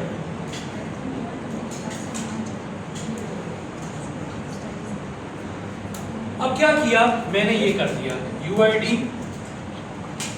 You gender और यू एज। इस स्टेटमेंट को क्या बोलते हैं, this statement is called as, अभी मैंने बताया असाइनमेंट स्टेटमेंट। क्या होती है असाइनमेंट? असाइनमेंट वैल्यू राइट से लेफ्ट में आती है। अब इसके अंदर क्या वैल्यू आ चुकी है जो उधर आई थी, बहुत आसान है, पढ़ी भी है, काम भी किया है, किसी को नहीं पता तो कर भी लेगा।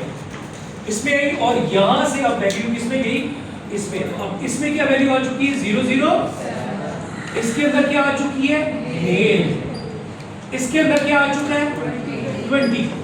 अब हमने डाटा पे प्रोसेसिंग करनी है, डाटा लिया, डाटा भेजा, अब डाटा आ गया, अब इस पे क्या करना है processing, that is called as logic layer, जो हमने प्रोसेसिंग करनी है। प्रोसेसिंग बोले तो क्या कहा था उसने, कहा था इन तीन में से आईडी और एज ले लो और एक पासवर्ड बनाओ और फिर वो पासवर्ड यूजर को शो करो, बताओ उसको भाई तुम्हारा ये पासवर्ड है। अभी डेटाबेस को ना छोड़ देते। अब हम क्या करेंगे जी,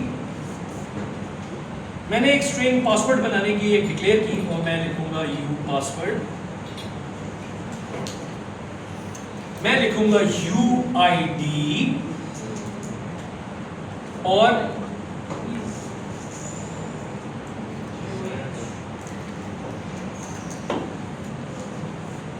इसमें क्या पड़ा है 007, इसमें क्या पड़ी है। अब आंसर पूछूंगा आपसे, इसमें वैल्यू पड़ी है 7, 00 पे डाल रहे हैं 7। समझ रहे होंगे कि सर क्या पूछना चाह रहे होंगे, क्या एफर्ट कर। इसमें पड़ी है वैल्यू 20।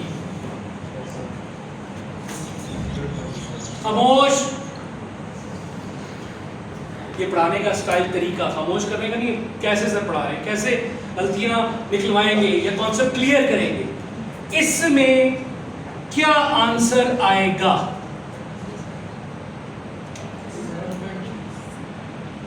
हाँ जी क्या आएगा, जल्दी बोले, बोलते जाए। कितने लोग कहते हैं ये 007 प्लस 20 है तो 27 आंसर है सर, वो शो करेंगे। कितने लोग हैं, जल्दी जल्दी जल्दी।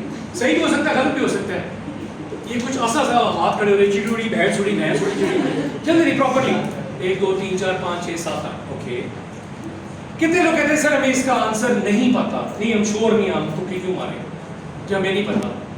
ओके 10 12 13 ओके फाइन माशाल्लाह सबके जवाब। ये जो 27 वाले हैं ना ये तो अपने हालात ठीक करें। This is not plus, this is string variable UID string. तो स्ट्रिंग जब हो, ये भी स्ट्रिंग है, अगर इंटीजर हो तो मेरे क्लास ये दोनों स्ट्रिंग है, तो ये प्लस नहीं हो रहा, ये कंकैटिनेशन है। This is called as concatenation. If this is a string, if this is a string, this is not plus, है तो plus operator, but this is a concatenation. तो इसमें क्या वैल्यू होगी? 0 0 7 20। Okay just hold on.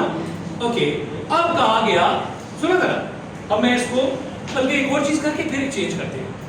अब मैंने ये password जो है कहीं उधर भी लेके जाना है, किधर लेके जाना है? वापस आप कह रहे हैं इधर जा रहे हैं उधर जा रहे हैं, ये क्या कर रहे हैं? अब कुछ नहीं, सिंपल ऐसे। अब जरा एक सवाल है, ये मैंने पब्लिक वॉइड लिखा, इसमें लिखा है स्ट्रिंग। ये मेथड, ये फंक्शन एक स्ट्रिंग रिटर्न करे, एक स्ट्रिंग वैल्यू रिटर्न करे। अच्छा अब मुझे ये बताएं कि एक फंक्शन, एक मेथड जो है वो कितनी वैल्यूज रिटर्न कर सकता है? 1 2 3 4 5 6 अनलिमिटेड। जी एक रिटर्न, सही भी हो सकता है, गलत भी। मल्टीपल कितने फंक्शन? एक फंक्शन अगर वो वॉइड नहीं, वॉइड तो कुछ रिटर्न नहीं करता, एक है ना पब्लिक वॉइड मेथड कोई रिटर्न नहीं करता। स्ट्रिंग है, इंटीजर है, डबल है, फ्लोट है।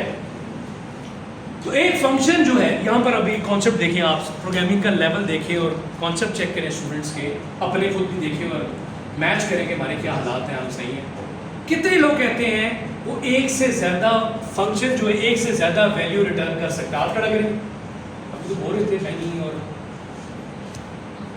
कितने लोग कहते हैं हमें इसका आंसर नहीं पता? वो हाथ नहीं खड़ा, पता है। एक फंक्शन की एक नहीं करे, एक फंक्शन कितनी वैल्यू रिटर्न करता है?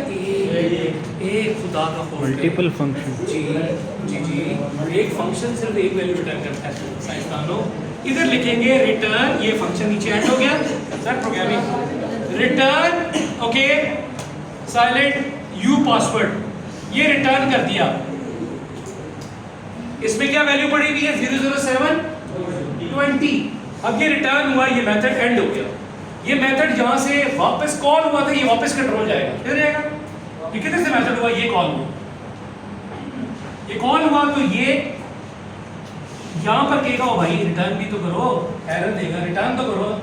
रिटर्न क्या होनी चाहिए? Value string. इधर आप डिक्लेयर करेंगे एक और variable, private string user password.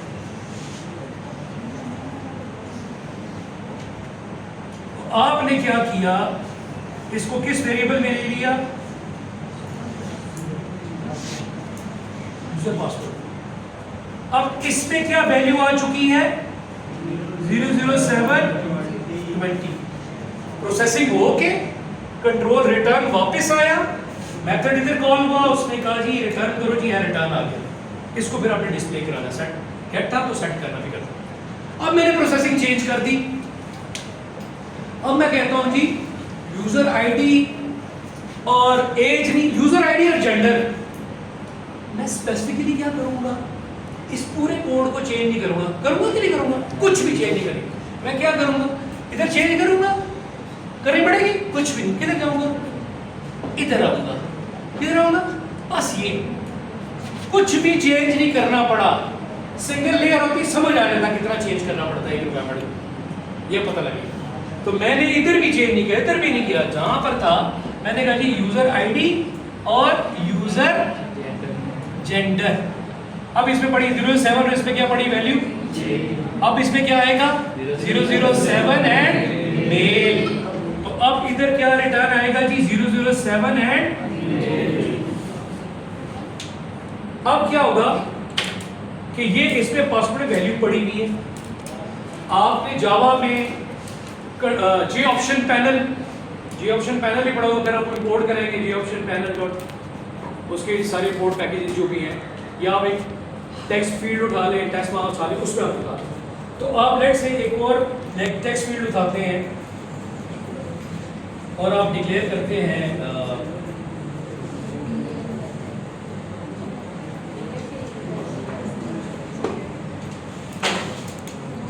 बस खत्म, private string user message,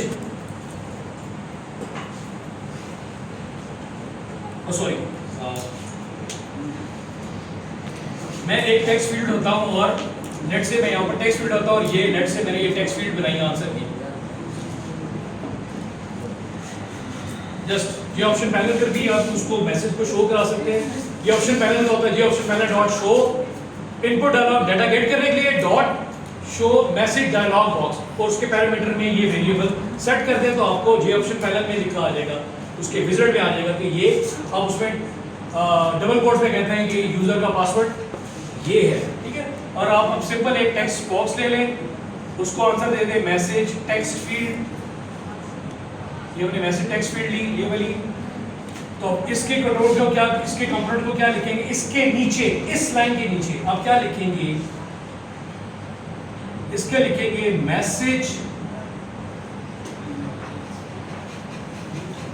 text field dot, वो वैल्यू गेट करने के लिए टेक्स्ट फील्ड में अगर वैल्यू डालनी है तो क्या करेंगे, सेट टेक्स्ट, सेट टेक्स्ट, और सेट टेक्स्ट में क्या आ जाएगा, अब आपने क्या वैल्यू सेट करनी है, क्या वैल्यू सेट करनी है, ये यूजर पासवर्ड आपने लिखा, ये यूजर, तो इधर लिखा आ जाएगा 007 एंड मेल। यही चीज आप system dot out dot print line में करें और उस पर डबल कोट लिखेंगे your user password is, double quote में तो एज इट इज प्रिंट होगा, डबल कोट में पासवर्ड इज पास करके वेरिएबल का नाम दें और ये, या आप इसको मैसेज को जे ऑप्शन पैनल में दिखाएं, जे ऑप्शन पैनल को कोड करवाएं और उसको प्रॉम्प्ट में दिखा दें कि योर पासवर्ड इज दिस।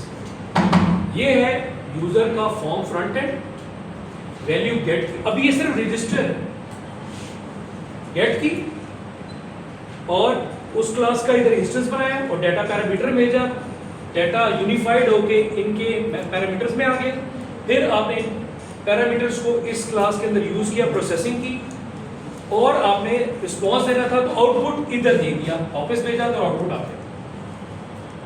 अब अगर आपने थर्ड लेयर करनी है डेटाबेस क्यूरी, ये डाटा था आपके पास, यानी ये तो प्रोसेसिंग शुरू की है, यहाँ तक डाटा था आपके पास, ठीक है। इस डाटा के बाद आप इस क्लास का नाम होगा यूजर DAL डॉट जावा। आप क्या करेंगे काम, यहाँ का कोड ये, इन तीन लाइनों के बाद आप क्या करेंगे, user DAL UDAL new user DAL और फिर आप करेंगे UDAL डॉट डॉट करेंगे, फिर इसी तरह सेम मेथड ये बनाएंगे इधर सेम यहां तक और इसमें मेथड का नाम उसी तरह यूजर रजिस्ट्रेशन है। अच्छा मैं यहां पर user registration same method name दे सकता हूं इस क्लास में कि नहीं, एरर देगा, एरर देगा, अपने ब्रेन का कंपाइलर ठीक कराओ, वो ये क्लास अलग है, उसका अलग क्लास है, ये क्लास अलग है, उसकी अलग क्लास में अलग method. Public string user registration and same same, अब आप क्या करेंगे, यूजर रजिस्ट्रेशन और सेम पैरामीटर जो इस तरह आ रही है, ये पैरामीटर आप इधर डालें और ये पैरामीटर्स कॉल होके इधर आएंगे और ये इधर वेरिएबल में आ गए। अभी क्यूरी लगनी, अब ये सिर्फ डाटा यहाँ पर आया है, अब क्यूरी लगनी है, तो क्यूरी लगनी है तो डेटाबेस की कनेक्शन की एक बिल्ट इन क्लास होती है, जावा में भी बनी बनाई क्लास होती है जो डेटाबेस का, उसमें एक कनेक्ट का मेथड होता है।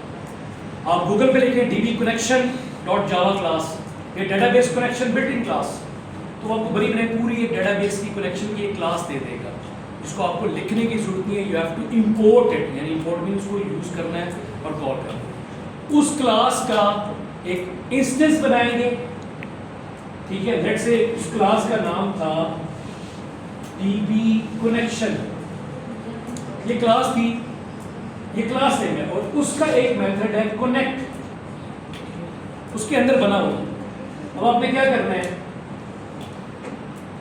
आपने क्या किया, क्लास का नाम था अगर db connection, आपने क्या किया, क्लास का नाम ये, इसमें डाटा आ चुका है इस मेथड के अंदर, ये 3 लेयर में है। अगर 2 लेयर में है तो यही काम आपने फिर डाटा आ गया यहाँ पर आया, कनेक्शन बनाया और यहाँ पर क्यूरी लिख दिया। अगर 3 लेयर है तो फिर यही डाटा आपने इधर भेजा और तो थोड़ी सी और एफर्ट करनी है, ठीक है। ओके, डीबी कनेक्शन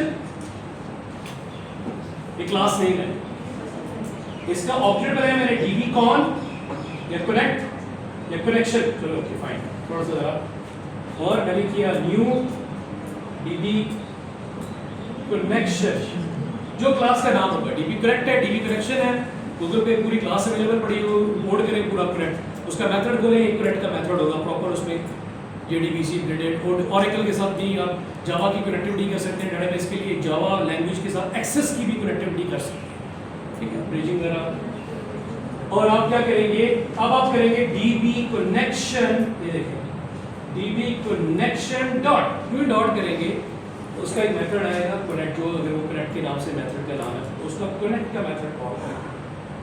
जब कनेक्ट का मेथड कॉल करेंगे ये काम आप करेंगे ट्राई के अंदर, इसके अंदर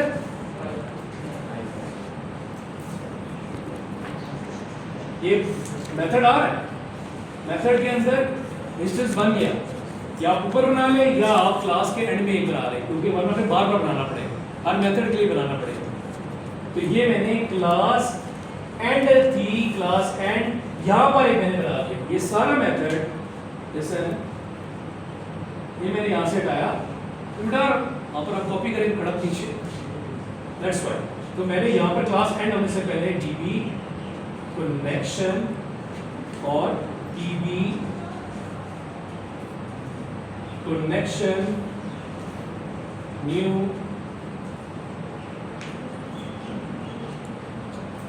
डीबी कनेक्शन नीचे बना, यहाँ पर ये मेथड एंड हो चुका है, ये एंड है मेथड, मेथड एंड